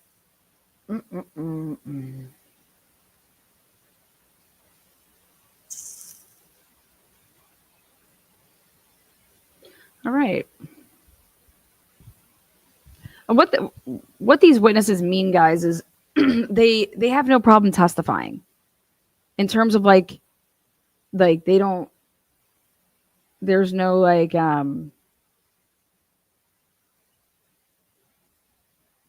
they don't want the media spin. Okay, like I don't think it's a way of being like even like selfish about it. It's just I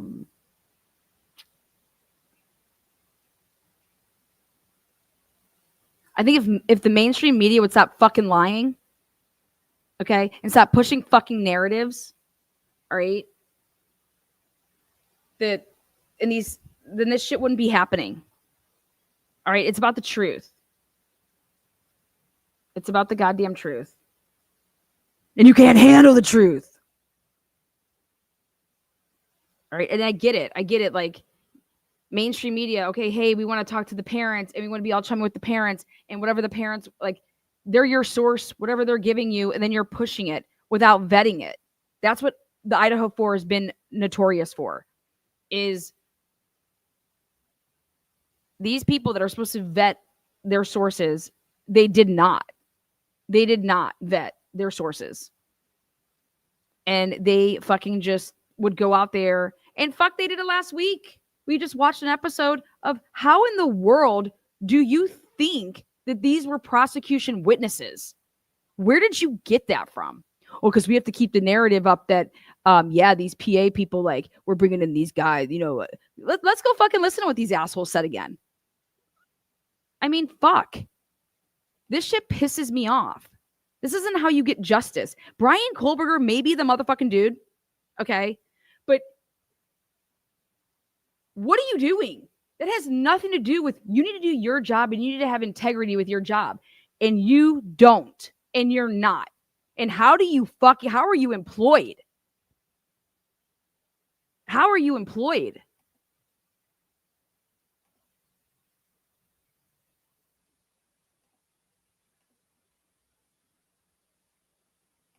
It's ridiculous. All right. Court TV did it. And I hate to like pick on Vinny here. It's just, hey, this is, if you want to have these type of guests, this is what's going to fucking happen. I guess, I mean,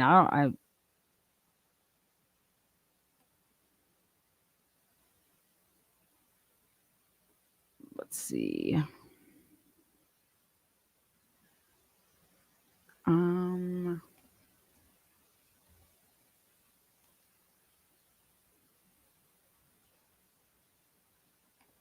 Okay. Is this the one? Okay. Or is this the... No, this is stupid.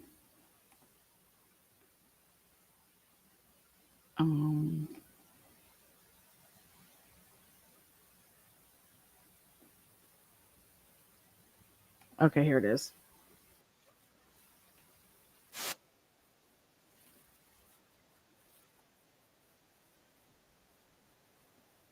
Cody, I know you were out there, spent a lot of time out there, and retraced the alleged route here.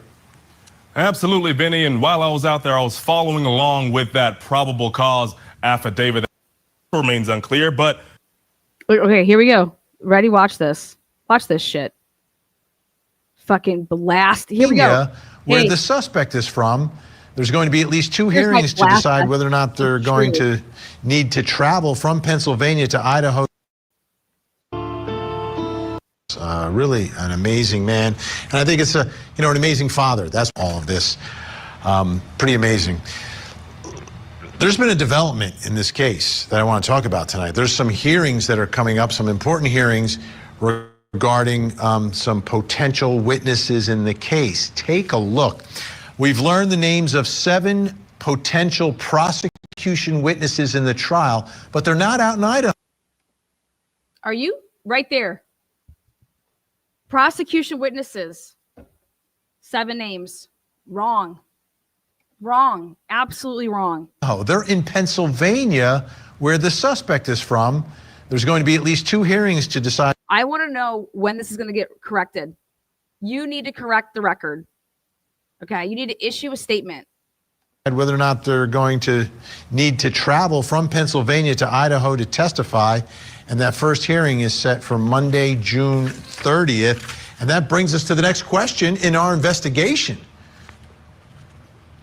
What information could the out-of-state witnesses provide in this trial? Okay. Now, why? Hey, guess what? Hey, Vinny, I noticed during the Karen Reed trial, you had like a pro defense person and a pro prosecution person. I nominate myself to be pro defense, a person. So if you need somebody, I'll even get all dialed up for your show. Okay, I'll wear low cut, titty out shirt, you know. But this, you need to do better. You need to do better. You need better guests. You cannot have a platform like this and fucking have shit guests that know nothing about the case. You are the problem right now. This episode is a problem. Bring in Court TV field reporter Cody Thomas to get some more information here. Cody, I know you've been looking at this. What do we know about these potential witnesses? Well, Vinny, 7 witnesses out of state, all from Kohberger's past in some way, shape, form, or fashion, supposed to be attending this hearing on June 30th. So we'll start with the first one, and probably one of the more important guys. His name is William Searfoss. He's a corrections officer at the Monroe County Jail, where Kohberger was held after his arrest at his family's home in eastern Pennsylvania in December of 2022. Now, this was before his extradition to Idaho. Now, reports have stated that Kohberger was on suicide watch while held at that jail, but aside from that, police say his stay was... Your reports would be wrong. Your reports would be wrong. Now, the truth comes out, which is William wasn't even there. He was on vacation at the time, but he was subpoenaed back in 2024 to get the records of Brian's file, whatever was there. And it was 30 pages. Okay. The defense clearly would have just gone through the state. This should be in discovery. So like, where's this material? And Taylor clearly is doing her due diligence because something isn't adding up, or maybe they're over there. Idaho saying, we don't have that. It doesn't exist. I don't know. We never got it from Pennsylvania. We don't have it. We don't have it. We can't give you something we don't have. So this guy is strictly supposed to give a file, to turn a file over. What this guy is up here saying is talking about, we have heard, who is your source of the suicide watch? It was relatively uneventful as he was held in isolation. Then, Vinny, we move on to Jesse Harris. Harris owns a boxing gym in Pennsylvania where Kohberger would train some. Where Kohberger would train. Where did you get this information from? Where? Oh, you're a fucking asshole. You got it out of your ass and you then put it in your mouth and then you just spit it out to all of us and we have to fucking eat your regurgitation, which is absolute shit. 150,000 people saw this shit. 150,000 people. He didn't train there. Some years ago, moving along to Ann Parham. She's a former high school academic advisor to Kohberger. She wasn't there today. Then we get to Anthony Sama. Now, reports have shown that a Facebook profile under the same name belonged to a graduate of the Monroe Career and Technical Institute. Now, Kohberger also attended that school for a youth law enforcement program, but administrators reportedly kicked him out after complaints from female classmates. The last three, Vinny, we have... Where did you get that information from? Again, that's not what we fucking heard today.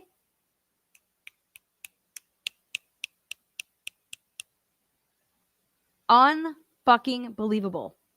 Wrong, wrong, wrong, wrong, wrong. All this shit wrong. They said there's prosecution witnesses, and then everything that this guy just rattled off while he's sucking off the PCA. Dude, the PCA's been admitted to by their own prosecutors that it ain't true. Case is wild. Ralph Vecchio worked at an auto shop that Kohberger frequently went to back home in Pennsylvania. How wrong can you be? Where did he get this information from? Ralph Vecchio, well, let's get this straight. Ready? Ralph Vecchio, well, there's a daddy and a son, okay? One's 90 on his deathbed, an invalid, and then the son can't be that much far behind him. His daddy owned the shop. And it's not a shop, it's a car dealership. His daddy owned the car dealership. Now Ralph the third owns the car dealership. Okay. Brian Kohlberger has never, ever stepped foot on the property. Ralph Vecchio, according to Court TV, works at this auto shop Kohlberger frequently went to. What a crock of shit. What an absolute crock of fucking garbage. You guys should be ashamed of yourselves, but I love it. I fucking love it. You could say, oh, Lana Custis or Lana. Lana's not fucking wrong like this.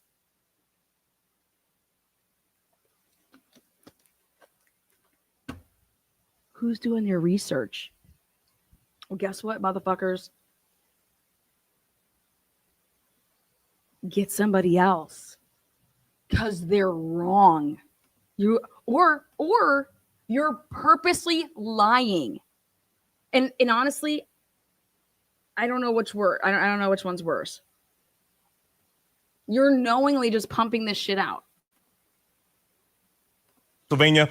Then we have Brandon Andriola. Now he's replacing a woman named Michelle Bolger, one of Kohlberger's former professors at DeSales.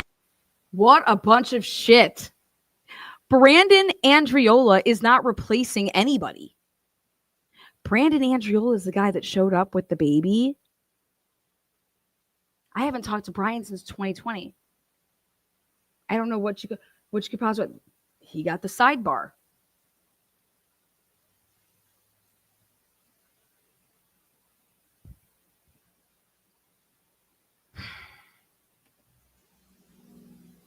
Embarrassing for Court TV. How embarrassing. Oh my God. What a program, man. Woo! Dude, if I spewed this shit, dude, would y'all come to my channel? Like, dude, I've never said if Brian Kohlberger is guilty or innocent. I am simply saying that man, as well as every other person in America, you are innocent until proven guilty. You do not have the right to come out here like Court TV is doing and these other programs are doing and fucking with your cloaked presumption of innocence like they are. How the fuck is America not seeing and not getting royally pissed that this is what they do to every single person in a high profile case? And the mainstream media picks what's high profile. If you guys have not realized that yet, they get to pick what's high profile because they're the ones that go and put the mass reporters in whatever they want to cover, because if it's going to money, you know what should be a huge high profile case? Sheldon Jeter Jr. You want to talk about, you have the fucking police, you have the state police, you have the city cops, the local law enforcement, you have drugs, you got teachers allegedly fucking athletes fucking teachers, you got the cops pushing the drugs with a couple known last names in the area that just is always, just having more kids and just getting that family business passed on down. You have mob like shit.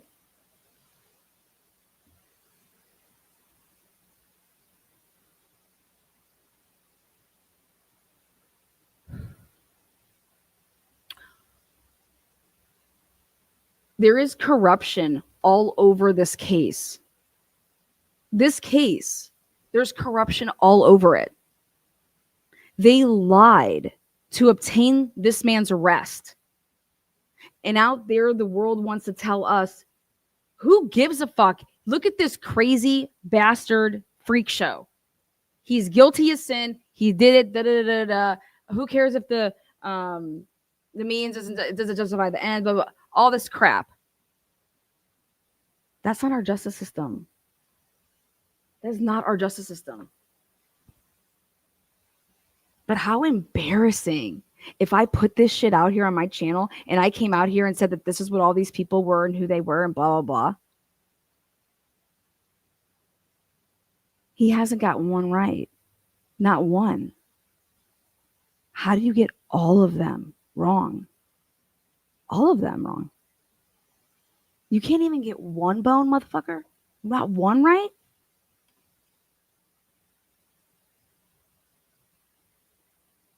This is when you should realize that nobody could be this bad, you guys. You're not this bad.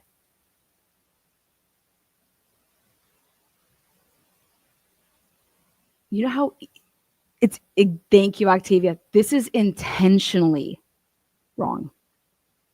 And that should fucking piss you off. And that's why I'm going to Idaho.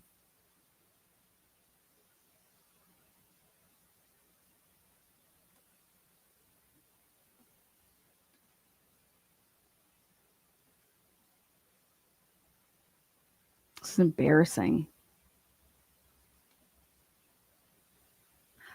I literally watch the shit to check, to keep checks and balances, and then I'll blast. I fucking have no shame. Dude, I'll debate anybody in this case. Name the time and place. Give me any one of whoever is covering this case. I will go toe to toe with you with everything to do with this case. And I won't use a cuss word. Pick the time and place. I'll be there. And we're going to talk about the facts. And if you don't want to talk about the facts, then what do you want to talk about? We're not talking about, this is just the facts. We're going to talk about the goddamn record. Do you know the record? Do you know how many motions have been filed? Well, we're going to talk about the record. We're going to talk about what on that record has you going, oh my goodness.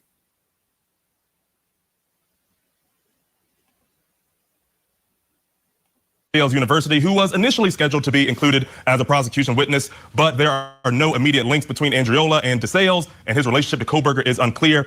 And lastly, Vinny, the seventh one, Maggie Sanders, her relationship to Kohberger also remains unclear, but she was initially scheduled to appear with the other witnesses at this June 30th hearing, but hers has been delayed to July 7th. Now, Vinny, of course, each of these witnesses will have a chance at these hearings to explain why they should not be compelled to testify in this, for them, out-of-state trial.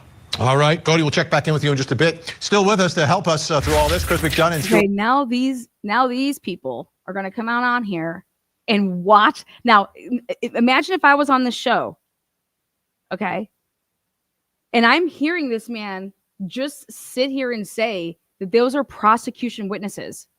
Do you want the first thing I'd be saying when it came to my turn? Well, Vinny, I'm going to have to correct. I don't know, what was his name? Cody? Whatever that man's name is, he's mistaken. Those aren't prosecution witnesses, number one. Those are defense. The defense is subpoenaing them.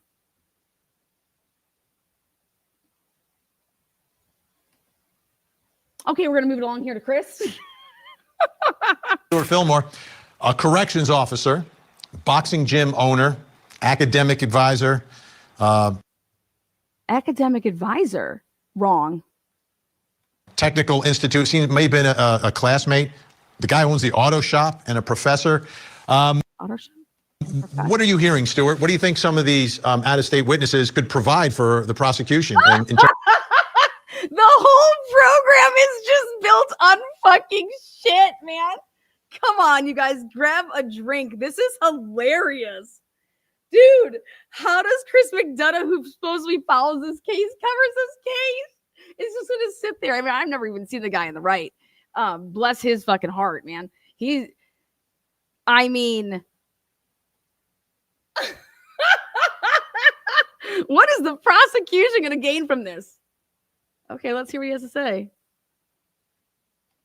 terms of evidence. Yeah, Vinny, like we mentioned in the previous segment, one of the things that we don't have in this case really is motive. I mean, there's a lot of speculation about it. We have the probable cause affidavit. Oh, for fuck's sake. This is so priceless.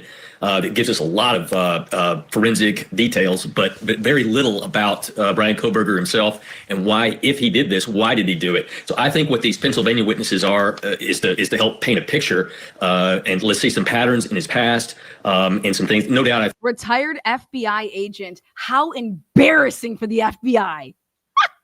Love it. I absolutely love this shit. Can you imagine, though? We don't get our happy asses up in that bitch, and other people, whoever is possibly there as an independent. If we ain't in that courtroom and other people aren't in that courtroom that are not, I don't know if you want me to just say, Andrea said it last night. She's like, I guess retarded's back, and you're allowed to say retarded. And I spit out my drink when I heard her say that. And all I want to say is, what the fuck is going on? Somebody took the time to prepare this show and put it together.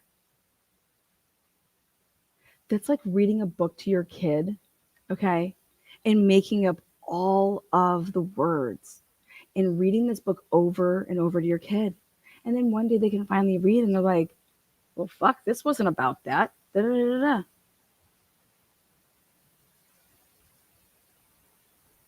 I mean, well, Tommy will never know. Let's just read this book to him, make up words, and then, I think they probably have some folks that have developed a profile of him, and I think that's what these witnesses will support. Chris You would be so wrong. McDonough, what are your thoughts? Corrections officer, boxing gym owner, academic advisor, classmate from the Technical Institute, auto shop, and another professor. What are your thoughts there? Yeah, homicide 101. You do want to create that pattern of life evidence. Remember there's two sides of this coin here. You not only want to do what they call a victimology, you want to do a... This man he follows this case. And he didn't have the balls, the cahoons, or the brains to correct Vinny and say, those are not prosecution witnesses. Those are defense witnesses. I cover this case every day, Vinny. And I'm going to have to disagree with what retired FBI agent over here said, as none of these witnesses are going to be used for any of that reason. Here, clearly, Ann is correcting a lot of wrongs, and is prepared that if the state tries to portray Brian in some type of way at that trial, it's not going to happen. It's not going to happen. Well, clearly, the prosecution and the sources of Court TV, they were fooled themselves to create an hour episode about all made up shit. All made up shit here are unfucking believable. Suspectology, and that's what's going on here. They went out, they talked to all of these folks to try to understand. They went out and talked to all these folks. Fuck you, Chris. You are so fucking dumb. This is horse shit. They went out there and talked. What? How could you even say that? First of all, it's not even true. You are just saying shit to say it. In a murder capital case here.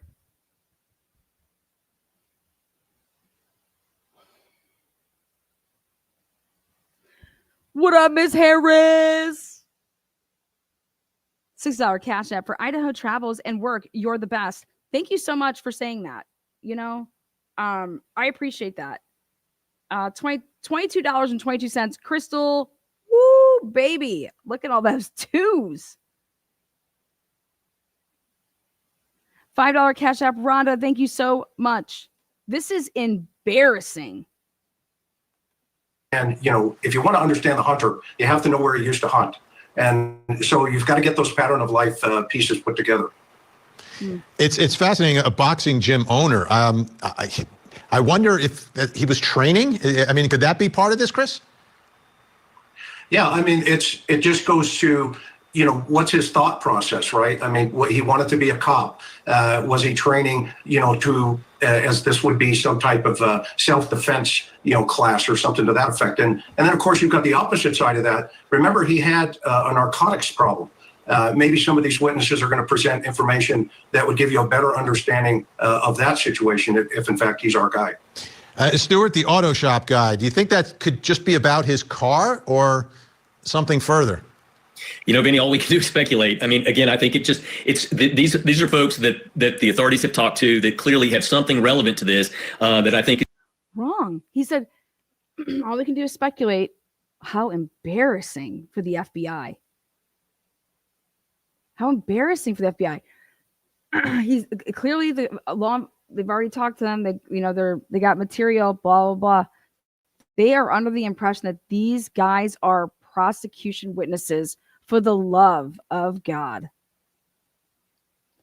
And this is where America, who are jurors, get their news. Is going to add to this this profile, this suspectology, as Chris said, that will give us that further picture and hopefully, answer that question. Maybe why did he do this? And it can come from anywhere. So who knows exactly, why the mechanic would, be relevant. Mechanic. Now he's a mechanic, dude. What the fuck? I agree. Heather, love to see you in here, girl. Shake it for Mama Bear, baby. BK's family tried so hard to help him socially. Particularly his dad tried to give him all the support he could. This is diabolical. This is gross. And I hope Turtle Boy takes it to heart when he says, if he truly says that he's going to treat the case and watch it like, Lawyer, and Emily and whatever. Which they definitely cover the case, so they're not going out in blind with this case. But if you judge this case off of the evidence that's going to be presented in that courtroom, because none of us know what's coming, okay? None of us know. Only the lawyers know. The families don't know, okay? And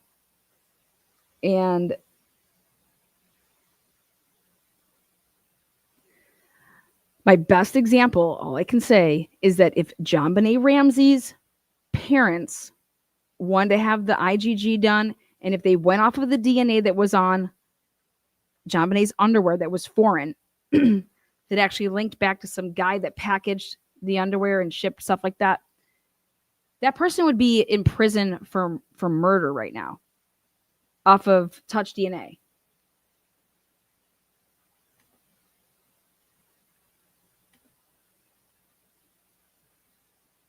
His foreign DNA on the panties of JonBenet Ramsey. Never charged. Why? How do you not charge that man?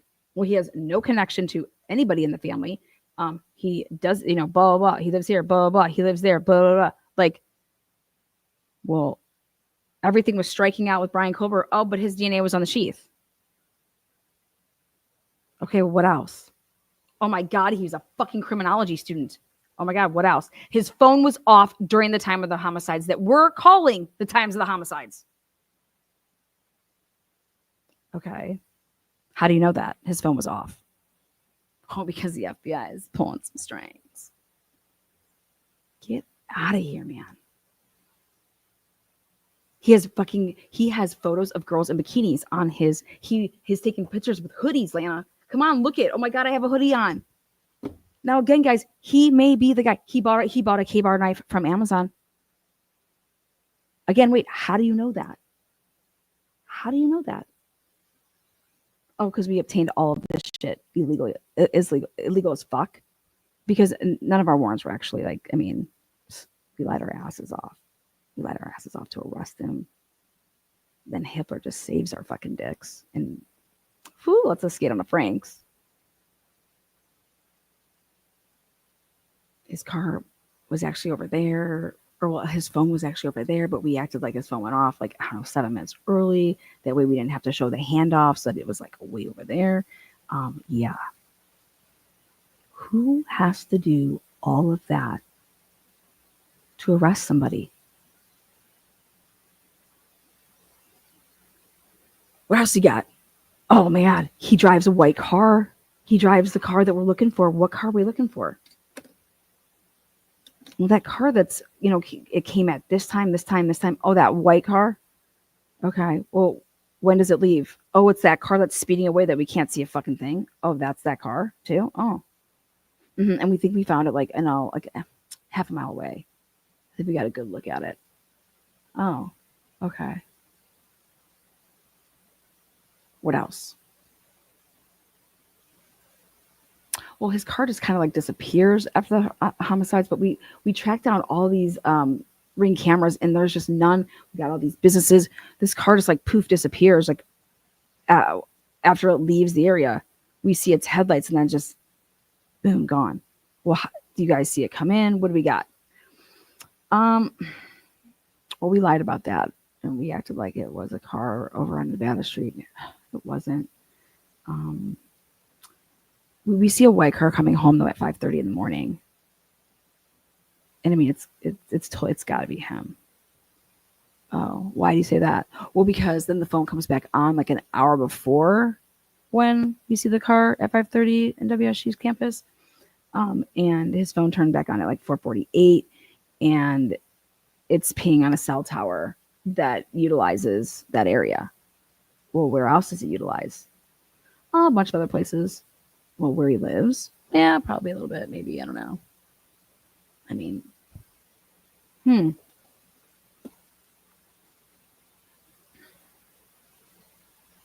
Listen, they didn't have enough to arrest this man. Okay? Bottom line. He may be the killer. He may not be the killer. Okay? They didn't have enough to arrest him. And instead of just saying, hey guys, we need to build instead of doing the right work, they decided to lie. They decided to fuck us, our rights. I was listening to Turtle Boy with Andrea for a little bit last night. And when he was done, Andrea said that, or there was a comment about like that,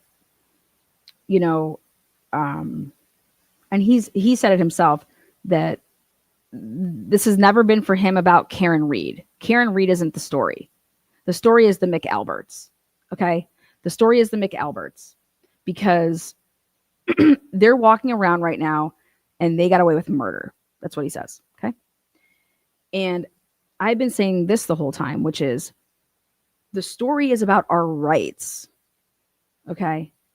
The story should always be about our rights.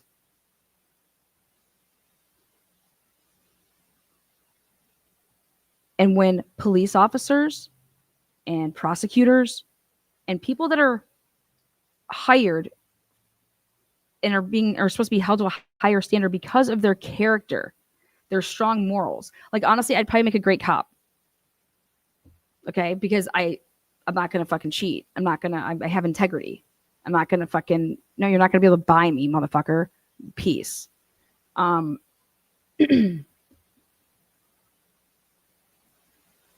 But that's what the story should always be about. Because when you violate our rights, that's corruption. It's not a mistake if, oh my God, I honestly made a fucking mistake when I was writing this up. I can't believe that I did that. No. When there's a bunch of shit, okay, that's corruption. And so the story should always be about our rights. And that's what fucking Court TV is fucking up right now. Court TV, News Nation, okay, why aren't they covering this case in all cases unbiased? They're supposed to be there to hold the checks and balances and hold the the police, the prosecutors, law enforcement, the criminal justice system. Hold them accountable, keep them in check. Report what the fuck is going on. Not sensationalize this fucking shit, man.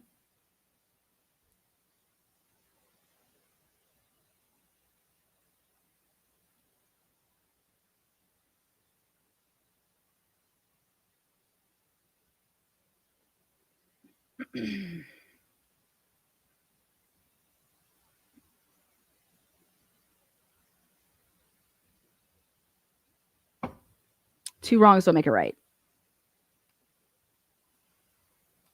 In this, but you have to be thorough, and that's what this is. That's what I'm seeing in it. Stuart, let me ask you: when He's saying that they're being thorough. Wow. What? That's what I'm seeing in it. I just can't. Who goes on a program and doesn't know what the fuck is going on? when this was a manhunt, we didn't know who would be arrested or who the suspect was. Then we found out who he is, and we found out a little bit more about him. Were you surprised that it was somebody like this? Is this what you were expecting? Like what, Vinny? Like what? I would say, Vinny, what kind of question is that? Like what? Was I expecting this? Like what? Like a BAU behavioral analysis unit coming in and profiling? What? Like what? I'm sorry, that's a horrible fucking question. Expecting? I guess I'm kind of blank on what I might have been expecting in this case. My first impression when I heard about the case and really looked at the details of it was, is this a situation, where he didn't really have any connection that we know of yet with the victims, in his background wanting to be a cop and studying criminal justice? Is this like a Leopold and Loeb thing from the 20s in Chicago where these two rich guys thought they could commit the perfect crime and could get away with it? That was my first thought on this, so that is a possible motivation here. But I could be wrong, probably wrong on that, but that was my first impression. Chris, were you surprised by who ended up getting arrested here? The type of guy that he is? How in the world do you say something and then you say right after it, I'm probably wrong? Why the fuck did you say it? Like, I mean, what the fuck? Lena, why would you cuss like that? Well, I don't even know what to say. Maybe I'll just start saying, wow. He'd commit the perfect crime and in his background wanting to be a cop and studying next and really. Where does it ever come out that Brian Kober wanted to be a cop? If he wanted to be a cop, no offense, but I think that he could have been a cop. Yeah. I mean, wow. He's in a PhD program, for heaven's sakes. Nobody goes into a PhD program if they want to be a cop. Okay? I mean, how absolutely brain dead does one need to be to literally say that? You could become a cop. Go. High school, what do you want to do? I'm going to become a cop. Okay, yeah, go. I'm going to go get my PhD. I'm in my mid-30s. I'm going to go be a cop.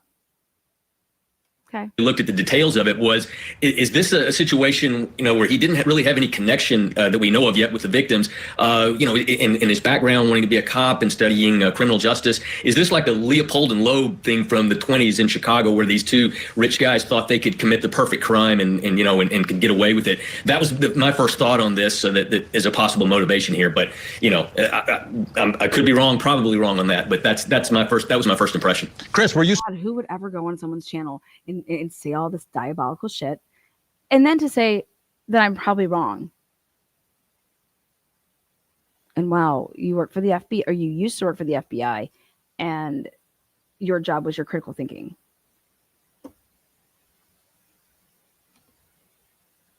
Like your strong suits. Now we get to hear from. Surprised by who ended up getting arrested here? The type of guy that he is? I wasn't surprised in totality because... There's that word, totality. Totality. Well, in totality, what do you know about Brian Christopher Kohlberger? Because I don't know anything about Brian. I don't know anything about Brian. And anybody that says they know anything about Brian is lying. Nobody knows Brian. Maybe his family. Maybe his sisters.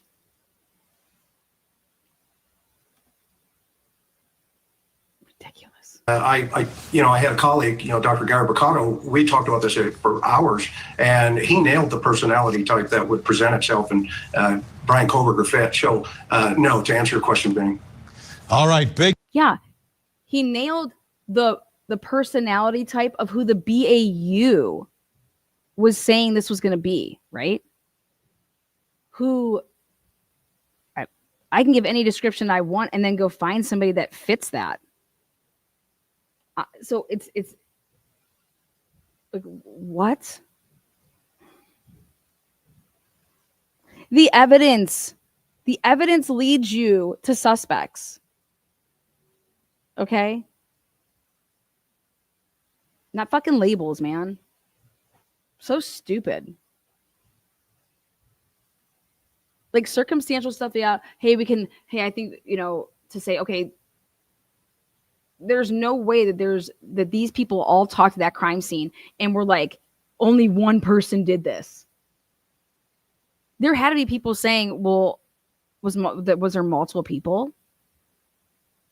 I mean, that had to be on the radar. And if they're not going to admit that, then it's like the Delphi case. Then you are lying. You are absolutely lying.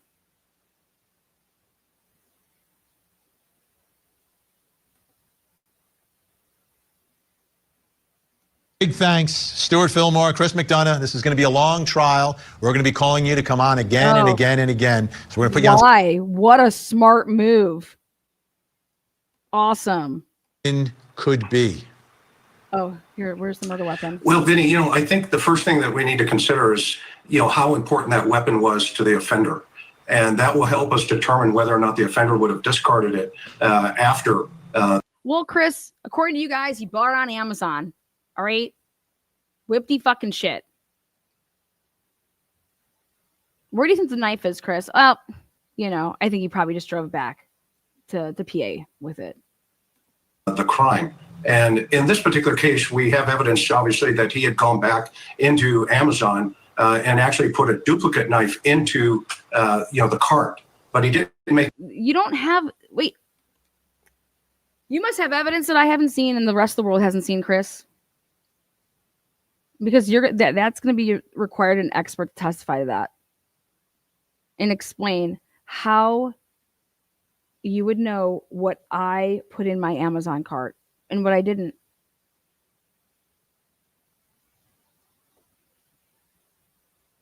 Absolutely wild west. Look at this. Look at this. Let's dig a little deeper here to help us answer our questions. YouTube, true crime YouTuber Gray Hughes from Gray Hughes Investigates has been all over this case. And Howard Blum, author of When the Night Comes Falling, a requiem for the Idaho student murders. It's a must read as you get ready for watching this trial. Thank you both for being here. Gray, I know in your Gray Hughes Investigates, you've created a map of this. I want to put the map up for the folks. And why don't you explain the significance of the map and your thoughts about this alleged post-murder trip? Well, after the homicides, he leaves the house, I think probably like at 4:18, and then there's some time he spends at his car before he drives away. So from 4:20 and 47 seconds, that's when he sped away to high rate of speed. And if you drove down Highway 95, I actually drove it, I mapped it all out, I have a video of it, where I drove down Highway 95, and you should be at Blaine at around... From a knife sheath. Wait, hold on. Yeah, he drove it. He also got a ticket. Great. So that would be around 4:49, but he was driving a little bit quicker. So 4:48, he turns his phone on, and then he heads down south on Highway 95. And in some of these court hearings, we've seen Ann Taylor saying that there's no surveillance footage of the Elantra on various stores on Highway 95 where it should have shown up on. Yeah. So I think he skipped around and went around this whole, a route way out there. Maybe he put the knife out in that area somewhere, but he came back to Highway 95, and then he heads south a little bit, and then he cuts across. He doesn't actually, if you look at the probable cause document, he doesn't go to those major towns that are mentioned. Are you kidding me right now? Wow. If you look at the probable cause document, dude.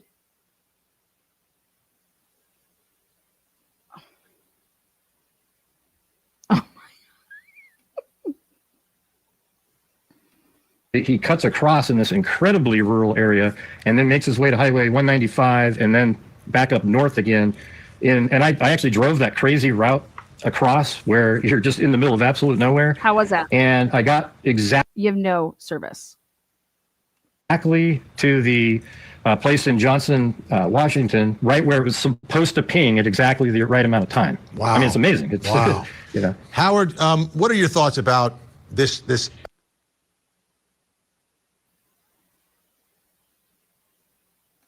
after this post-murder drive. Did you ever show that on your channel that you did the route and it pinged you perfectly at that time?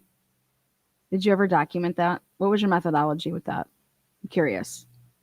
Because I'm going to tell you my methodology with shit when I was in Idaho, the numerous times I've been there, I haven't just been there once.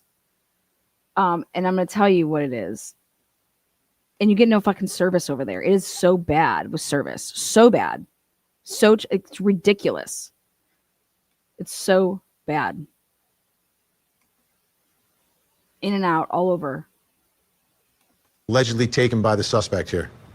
Well, he's clearly taking a circumlocutions route. He's not going in a direct direction. He's taking his time. He's also pauses to turn on his phone, and I think that's interesting.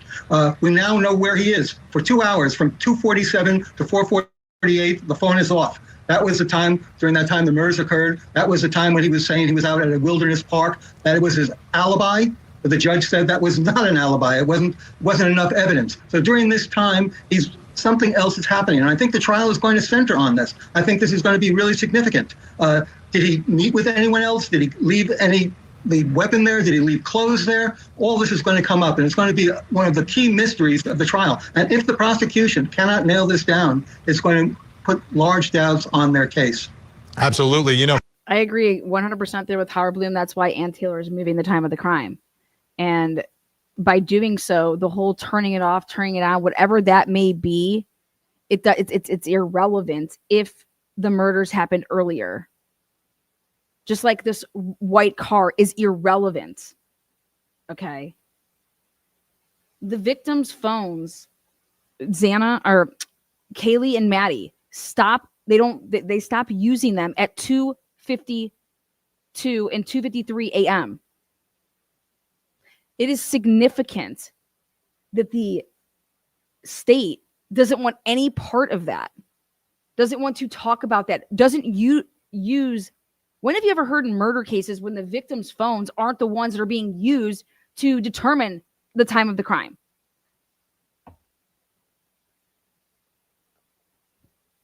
Well, welcome to Idaho4. Instead of using the victims' phones, they are using the surviving roommates' phones.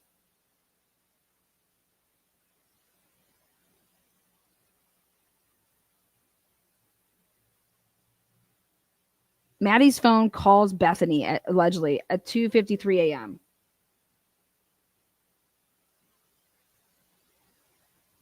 If Bethany testifies that on the other end of that phone call was Maddie, that blows the state's case to shreds. I'm gonna tell you why. Because if those two phones of two girls that are still up, okay, everybody knows what we do with our phones. Like after you would have gotten off the phone with Maddie, then you can start telling things like in the Karen Reed case, this left side button was clicked to lock it. Then I used my face to unlock it. Blah, blah, blah, blah, blah. You know what I mean? Like then I went on social media and I got on this app and it showed me this and it showed me that. Okay. If there is no more activity on those phones and they just dead stop at 2:52, 2:53, whatever. Do you know what that's highly indicative of? Not two girls just, oh my God, pass out sleeping. That's highly indicative of those two girls no longer could be in contact with their phone. Not that they were sleeping, which again, you're pushing like when all of this started. And somebody circling in a vehicle 4 times in a college area. Dude, you have Door Dashers, obviously. You have people giving people rides. You're not able to say that it's the same vehicle every time. And then the last car that's speeding away, we have no idea if it was the car that was circling unless you're able to show by eliminating and going through the video all the way down to the point of that a white sedan. So then we kept tabs and we did a neighborhood canvas of the area, and there was no white sedan in the neighborhood, in that area, specifically King Road Apartments or Queen Road Apartments, anywhere parked over there, because then you would use 1112 King Road cameras to continue to watch video even past the murders, even into the morning, into the afternoon, and to see when that white car would have left. If it's a rolling camera, if it's not like a ring and just only activates with motion, sometimes you can miss cars.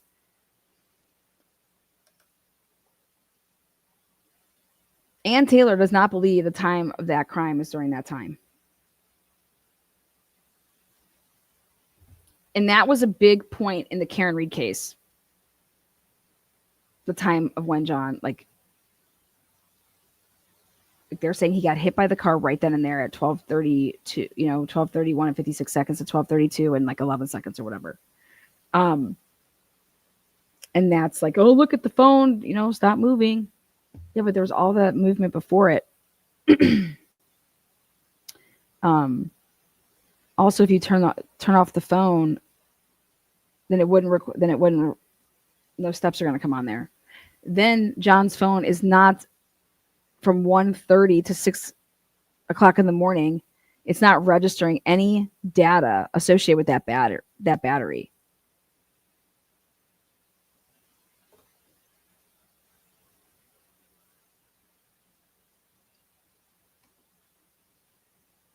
The way this trial is going to play, again, we are going to learn so much each day of testimony. So much more is going to be revealed. Yeah, we're going to learn a lot. But your shows aren't helping us learn. Your shows have to literally be dissected and to point out that this is all fucking lies. And you guys don't even know what you're talking about. Prosecution witnesses. Our guests are staying with us. Still to come. Did the suspect think he was going to be arrested for murder? Do you understand the charging? Oh, yeah. This is a death penalty case. Everything is at stake. And at that point, obviously, he knows he's been arrested, he's been charged, and he's going to have a trial where prosecutors will be seeking death. He doesn't get arrested until December 30th. Before he gets arrested, on December 15th, he is stopped by police when he's driving across the country from Pullman, Washington, back to Pennsylvania with his father. So could you imagine? The murders are November 13th. So if you believe prosecutors that this is the man who did it, imagine committing quadruple murder. Imagine the juries, people on the jury believing that Brian Culber was pulled over 2 times on December 15th. Okay. Back to back in Indiana for tailgating, allegedly driving too close. But they didn't know who Brian Culber was yet. Remember, until December 19th. Imagine you being on the jury. Would you believe that? I wouldn't believe any of that. I would not believe that he was pulled over out of the blue, back to back within 10 minutes for driving too close.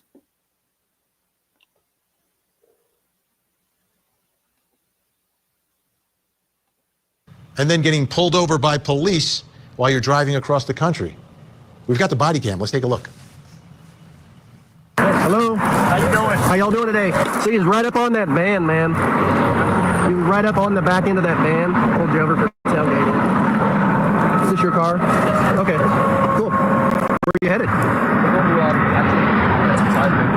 Well, we coming from WSU, and we're scanning. What's WSU? University, basically. That is SWAT team. So we're okay. I'm having a hard time hearing you because of the traffic. So you're coming from Washington State University, and you're going where? Oh, we're going to be going to Pennsylvania. Oh, okay. Bizarre. Holy shit! I didn't realize he says Pocono Mountains. Oh my god.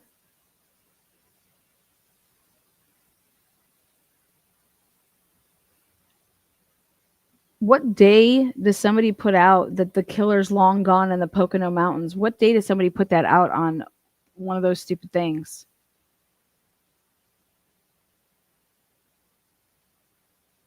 Holy shit. There's your leak. Right there.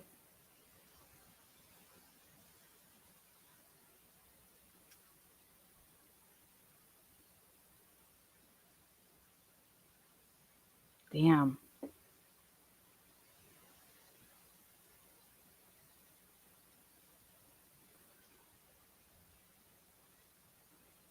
There's your leak. What day was it? Wasn't from Papa Rogers. It was put out.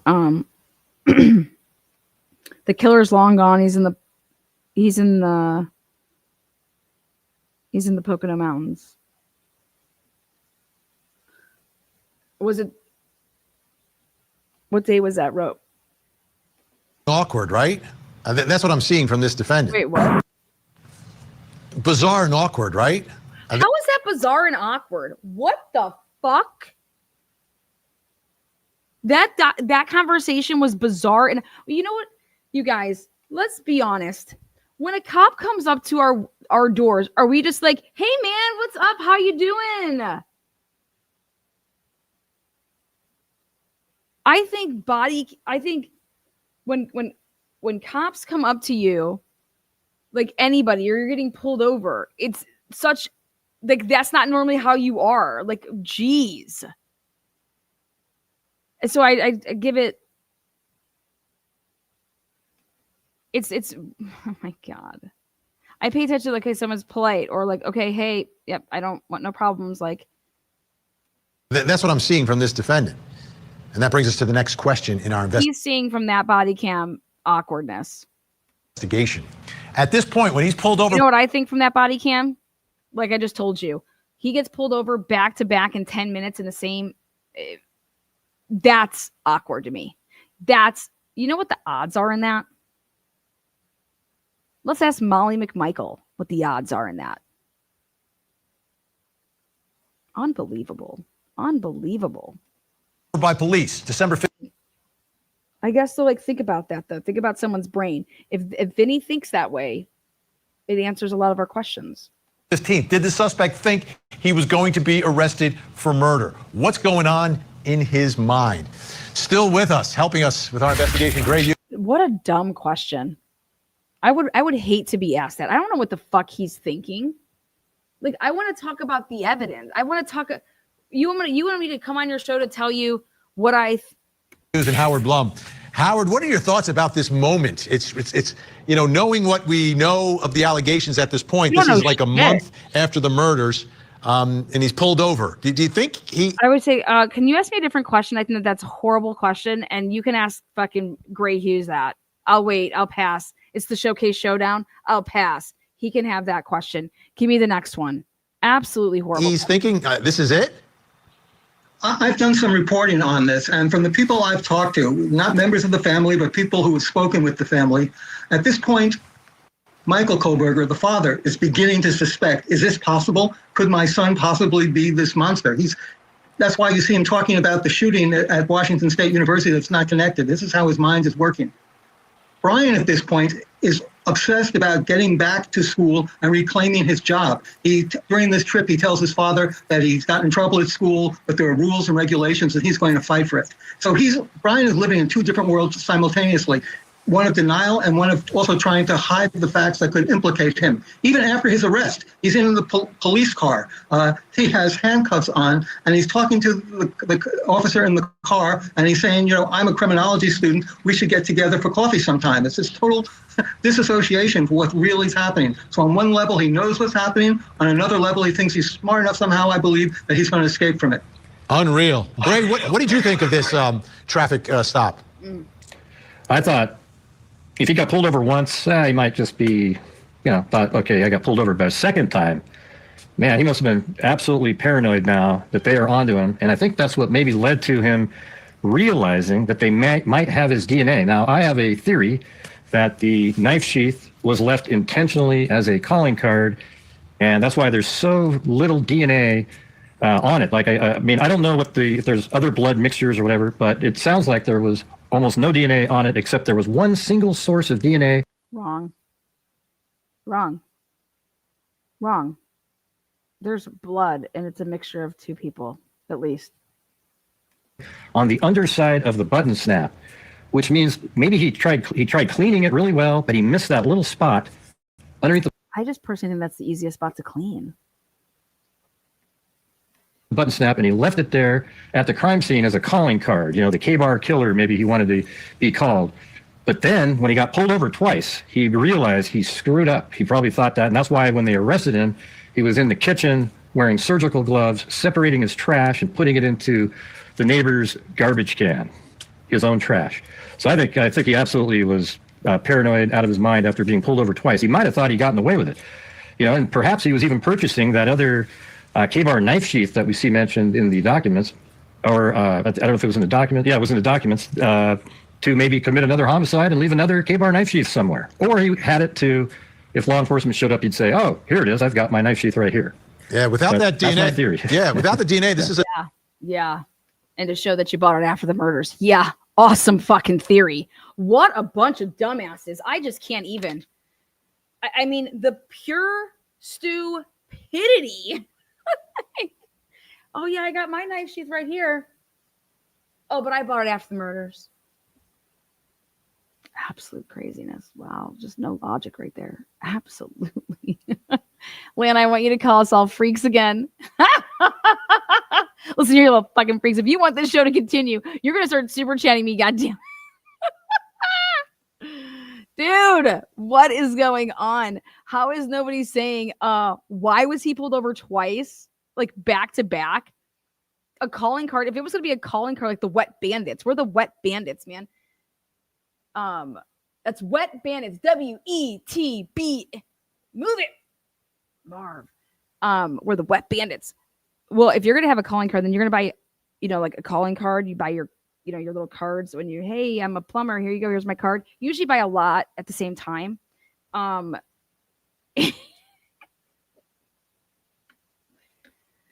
Oh, fucking shit. We're the Wet Bandits. It's a tough case. Howard, what are your thoughts about this suspect if he hadn't been arrested? Well, I think he believed actually that he was going to get away with it. And there's really just moments before the arrest when it all becomes clear to him. I think he might still get away with it. If he's the guy, I think he still might get away with it. And wouldn't that be a shame that he should get away with it because the police didn't do their job? The police and law enforcement and prosecutors and whoever else was involved decided, hey, you think we're going to let him off on a technicality? We're the FBI. You think we're going to let him off on a technicality? What's up, Miss Potts? Yo. Yeah. Mm-hmm.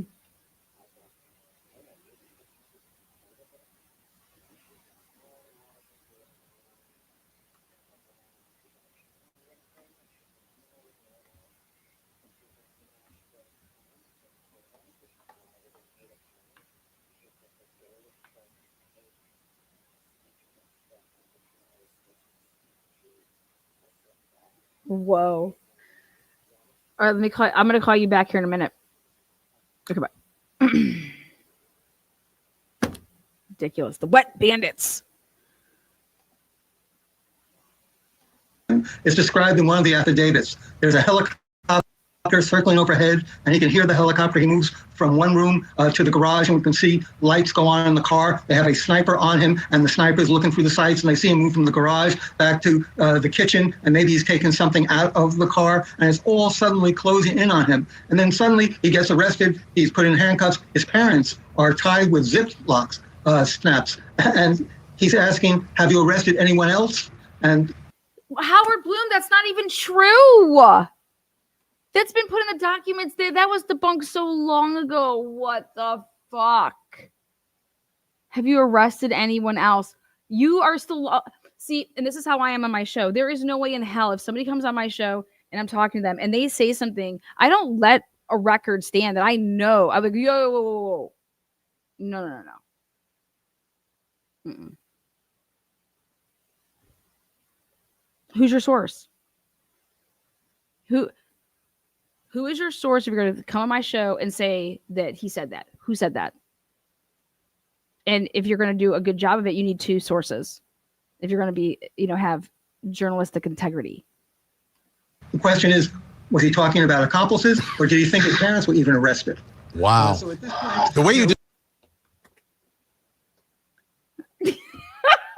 Bloom, are you in? He's all about Brian Cover's dad getting arrested. Oh my God. Unbelievable, man. Unbelievable. All right, I'm going to be closing this out, but I want to end one more time on this best fucking, this is just, listen to this. You're just joining us. I don't know, 5 days ago, however long ago this was. But as I hold this, I don't even want to unbutton this. And the defense is going to make that a big part of their case. Where could it be? Here to help into Amazon and have tossed it out, kind of like Stuart Film planning in all of this. Okay. How much time would you invest in a case like this in trying to find it? when it is dunk at that point. You know, it drove across the country. I don't know why they're so obsessed with finding that. Alec Murdaugh, they didn't find those guns that were used. It's just really weird. Knife somewhere, maybe even buried it. And then you have to also consider the next day he drives. Here it is. Witnesses provide in this trial. Let's bring in Court TV field reporter Cody Thomas to get some more information here. Cody, I know you've been looking at this. What do we know about these potential witnesses?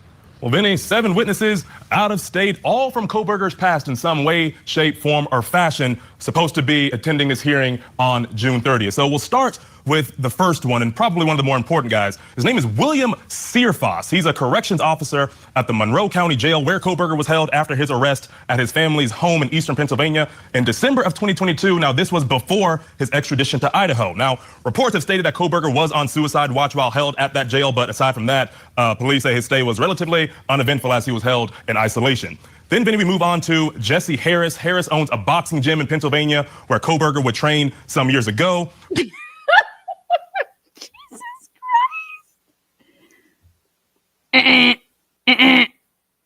Moving along to Ann Parham. She's a former high school academic advisor to Kohberger. Then we get to Anthony Summa. Now, reports have shown that a Facebook profile under the same name belonged to a graduate of the Monroe Career and Technical Institute. Now, Kohberger also attended that school for a youth law enforcement program, but administrators reportedly kicked him out after complaints from female classmates. The last 3, Vinny, we have Ralph Vecchio, worked at an auto shop that Kohberger frequently went to back home in Pennsylvania. He just said under oath today, he was sworn in. Ralph said, I don't even know the man. He's never been on our property. I can't fucking believe this. I just had to end on this note. You guys, all of this is wrong. Dead wrong. These are not prosecution witnesses.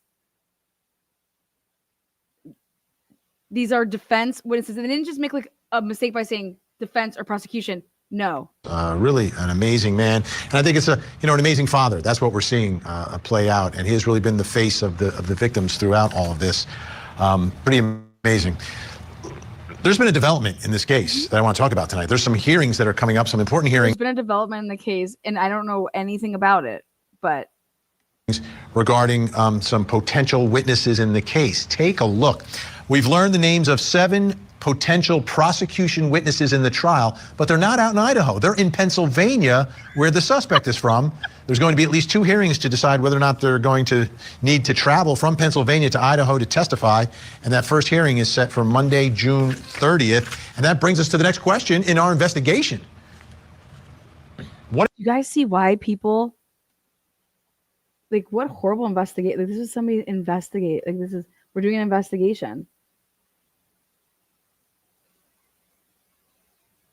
Your investigation. These aren't prosecution witnesses. I just can't.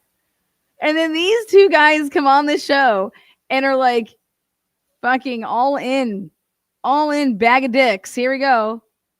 Shoving all in bag of dicks. And I'm just What information could the out-of-state witnesses provide in this trial?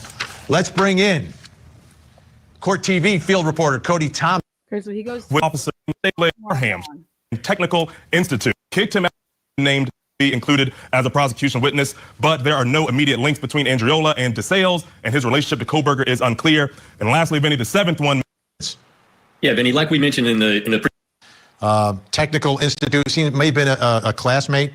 The guy owns the auto shop and a professor. What are you hearing, Stuart? What do you think some of these out-of-state witnesses could... What are you hearing? Listen to this. What are you hearing? Like, what are you hearing? Like, what do you know? What are you hearing? Like, what do you know? How the fuck do you go on national television and just take your pants off and drop them and stand like this?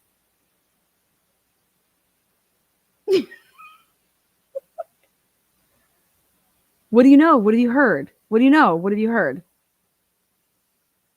This guy is FBI. Provide for the prosecution and in terms of evidence. What is it going to provide for the prosecution in terms of evidence? I can't even believe this. I think some of these out-of-state witnesses could provide for the prosecution and in terms of evidence.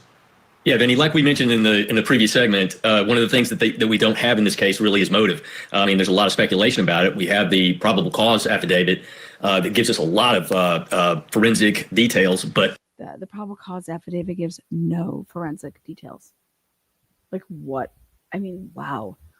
Wow. Do these people really believe what they say? Do they believe this shit? They do. You guys, they believe this. but very little about Brian Koberger himself and why, if he did this, why did he do it? So I think what these Pennsylvania witnesses are is to help paint a picture and let's see some patterns in his past and some things. No doubt, I think they probably have some folks that have developed. You'd be wrong. The profile of him, and I think that's what these witnesses will support. Chris McDonough, what are your thoughts? Corrections officer. Dude, epic fail.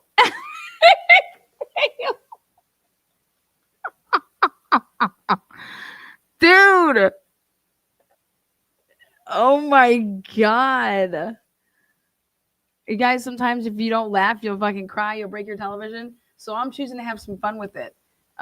Because like I said, if you like this Officer, boxing gym owner, academic advisor, classmate from the Technical Institute, auto shop, and another professor. What are your thoughts there?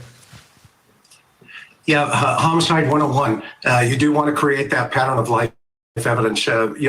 Remember, there's two sides of this coin here. You not only want to do what they call a victimology. So Chris McDonough believes that the defense is doing a suspectology, basically, because the defense witnesses.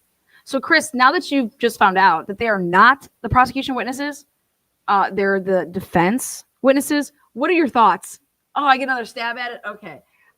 Yeah, I mean, it's probably the same thing that I thought before, just now it's in favor of the defendant to show that he's not all these things that, we've been saying for 2 years. You want to do a suspectology, and that's what's going on here.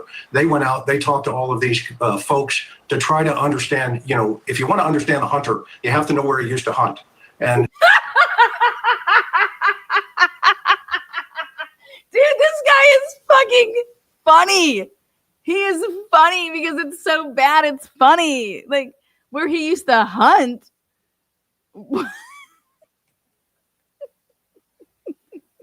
If you want to know the hunter, you better go. Brian Koberger, baby. This is insane. Dude. They are so wrong.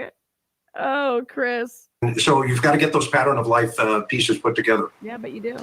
It's fascinating. A boxing gym owner. I wonder if he was training. I mean, could that be part of this, Chris? Yeah, I mean, it's So let me get this straight. Vinny decides what questions he's going to ask in his show, right? I mean, like he created the show. And I would be like, well, what's your topic on? You want me to be on the show tonight? Sure. What are we talking about? What are the questions you're going to ask me? Because I'm going to research them, right? You're not going to ask me a question on the show. Like,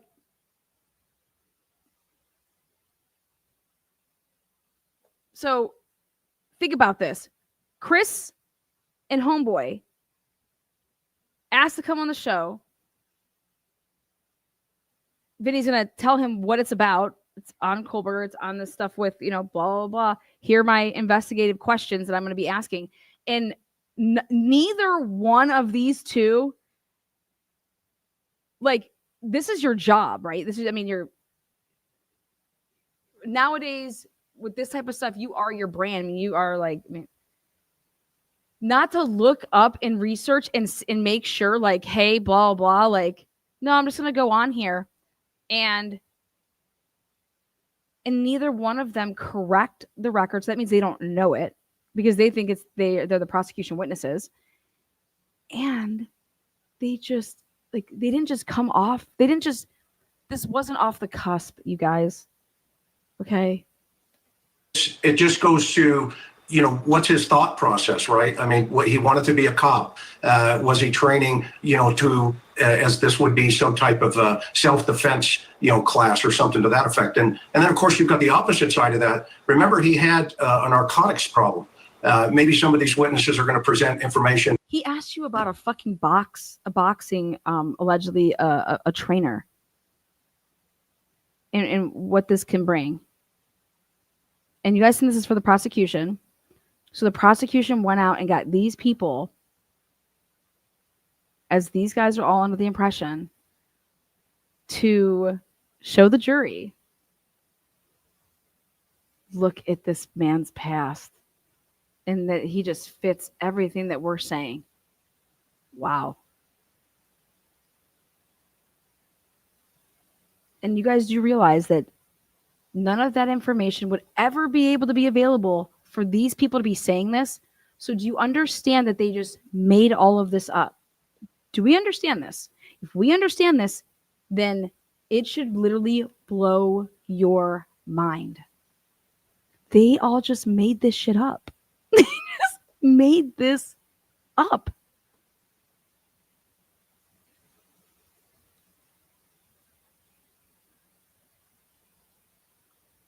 They made it all up. Miss Potts, they are fake news. Dude, I'm just fucking over here roasting them. Yep, it's a roast session. Go ahead, tell your friends. I'm just roasting the fuck out of this. I mean, this is embarrassing. And, woo. And that would give you a better understanding of that situation if in fact, he's our guy. Stuart, the auto shop guy, do you think that could just be about his car or something further?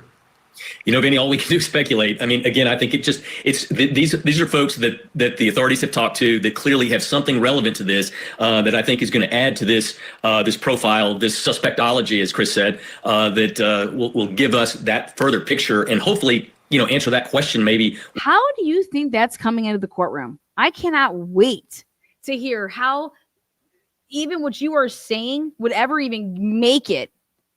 Because I'd be objecting to relevance left and fucking right. On whatever the fuck you think of your profile is.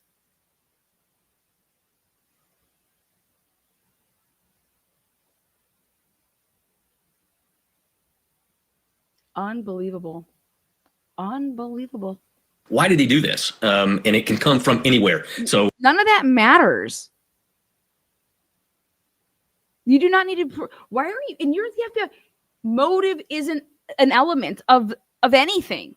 So why are you even thinking that this is even going to be where the prosecution's going to go?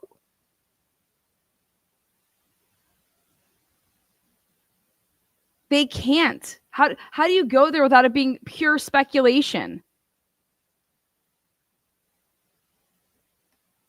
As Judge Hippler, rank speculation. Who knows exactly, why the mechanic would, be relevant in this, but. Well, there is no mechanic. So that's number one.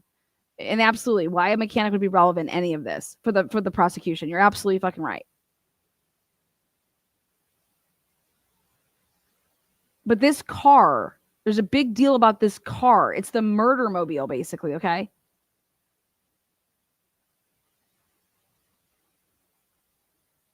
And I think it would matter if this car had any type of if there was paperwork involved with this car that showed any special shit, modifications. What kind of car, like, well, that why, and then this is what everyone needs to remember. They took the fucking car apart, you guys. They took that car apart. They dismantled it. So I was thinking about this. Did they put it back together?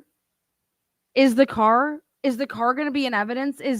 Are the jurors going to be able to go and outside and look at the car?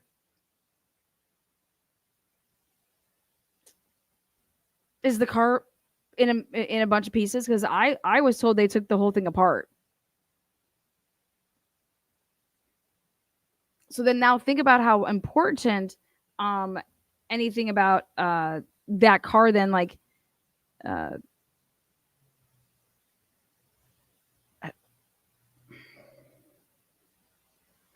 me personally, I don't think the car is intact.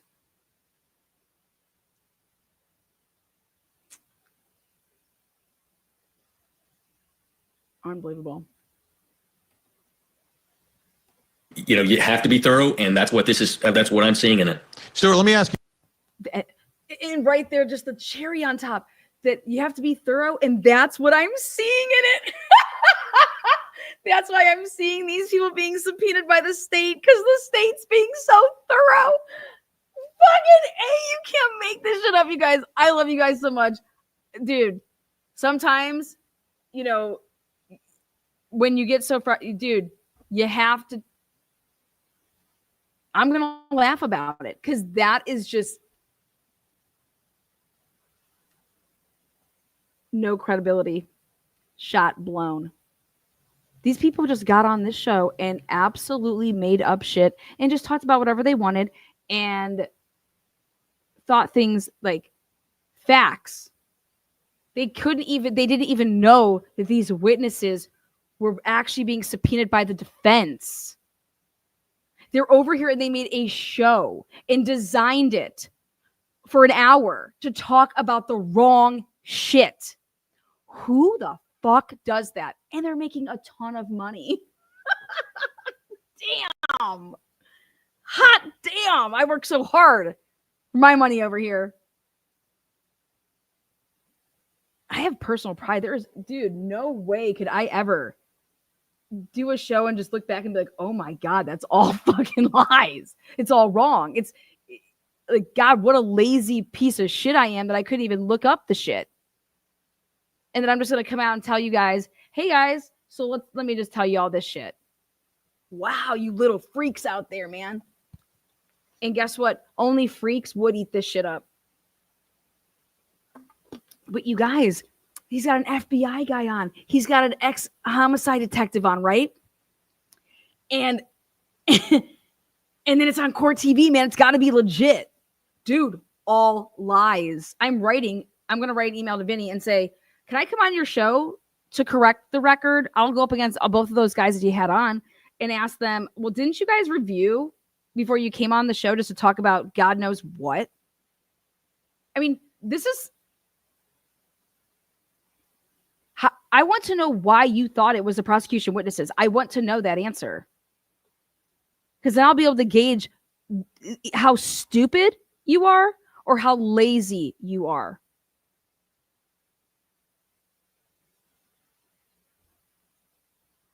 God, to think that I could just, like Chris McDonough. Dude, they just keep calling your ass up because you'll just say whatever the fuck they want you to say.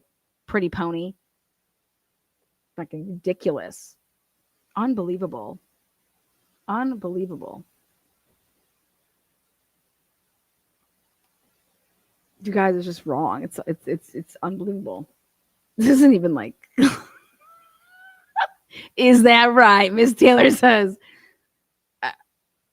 When this was a manhunt, we didn't know who would be arrested or who the suspect was. Then we found out who he is and we found out a little bit more about him. Were you surprised that it was somebody like this? Somebody like what? Somebody like what? I mean, do you hear how, like, I thought I thought they needed to be like PR about theirs, like politically correct, like PC. This isn't PC.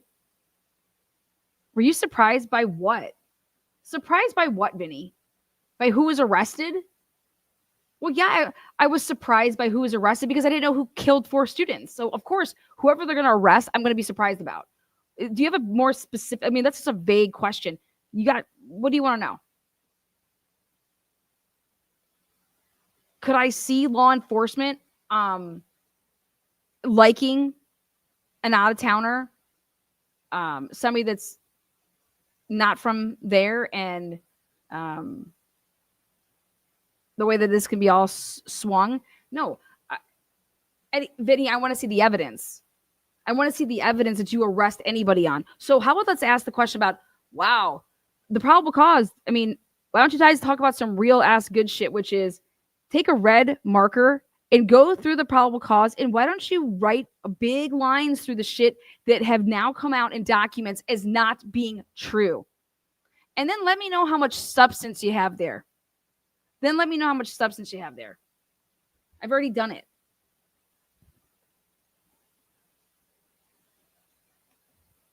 Why do you think all these mainstream media people are all coming to YouTube? Because I don't know what's worse, that you go on mainstream media and you have a show and you do a show, but then you go on your own show because you can't say the things that you want to say on mainstream media show. Well, how about this? How about just don't lie when you're on the mainstream media show? How about that? Like, hey guys, I'll say whatever you guys want me to in your scripted shit, okay? Awesome. But I won't lie. I mean, how about that? You want me to lie to you want me to lie to the masses?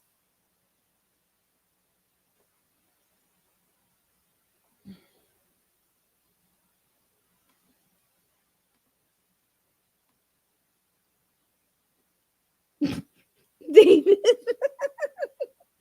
He says, great, he's the Smurf. I don't know why that just made me chuckle. Listen here, you little freaks. Unreal. Dude, they won't trust me. They don't want none of this. I will blow up their narrative, and I won't blow it up by cussing. I'll blow it up with the facts.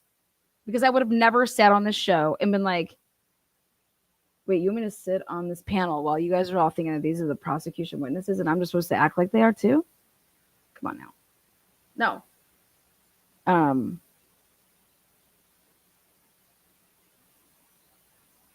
I just love it though. Zero credibility. And then pay attention how they all hibernate together. No brains hangs out with other no brains. No integrity hangs out with other no integrity.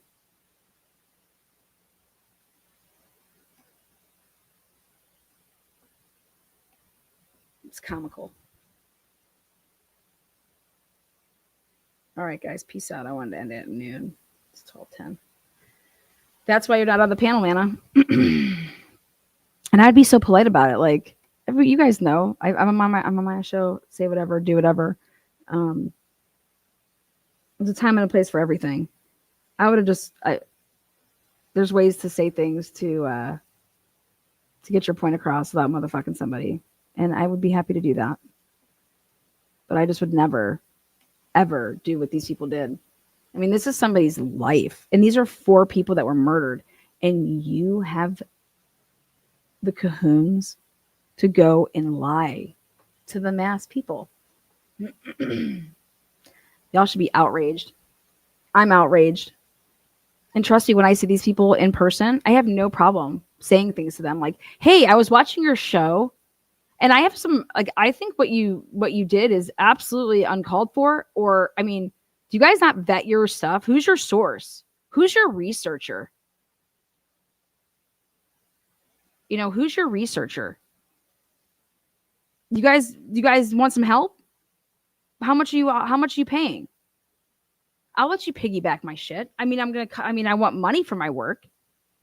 Okay. But you have shit wrong all the time. All the time.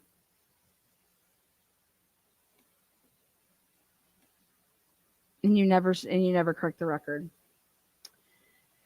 All right, guys. If you guys want to see that Hunter Emily interview, it's at the beginning of the episode here. So we'll see everybody later. Miss Potts, when are you going? Are you going to do a breakdown?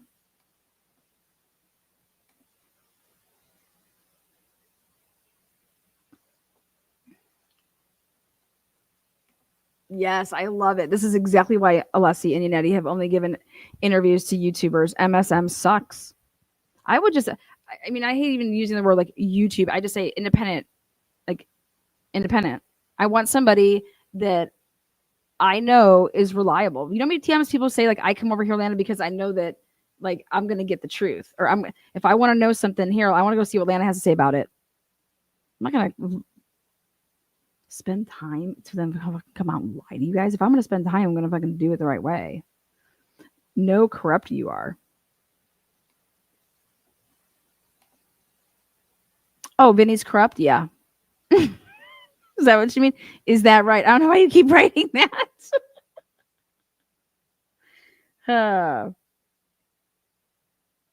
So, Ms. Potts, did you pick a time? Later after dinner? Okay, perfect. I'll share it. So later after dinner, Eastern Standard Time. So, all right, cool beans. I'll call you back too. I'm gonna go have lunch. We'll chat over lunch. I got a couple other things that I was I'll talk to you about. But thank you guys so much, all the support. Woo. So until next time, be safe, be kind, rock on. Rock on.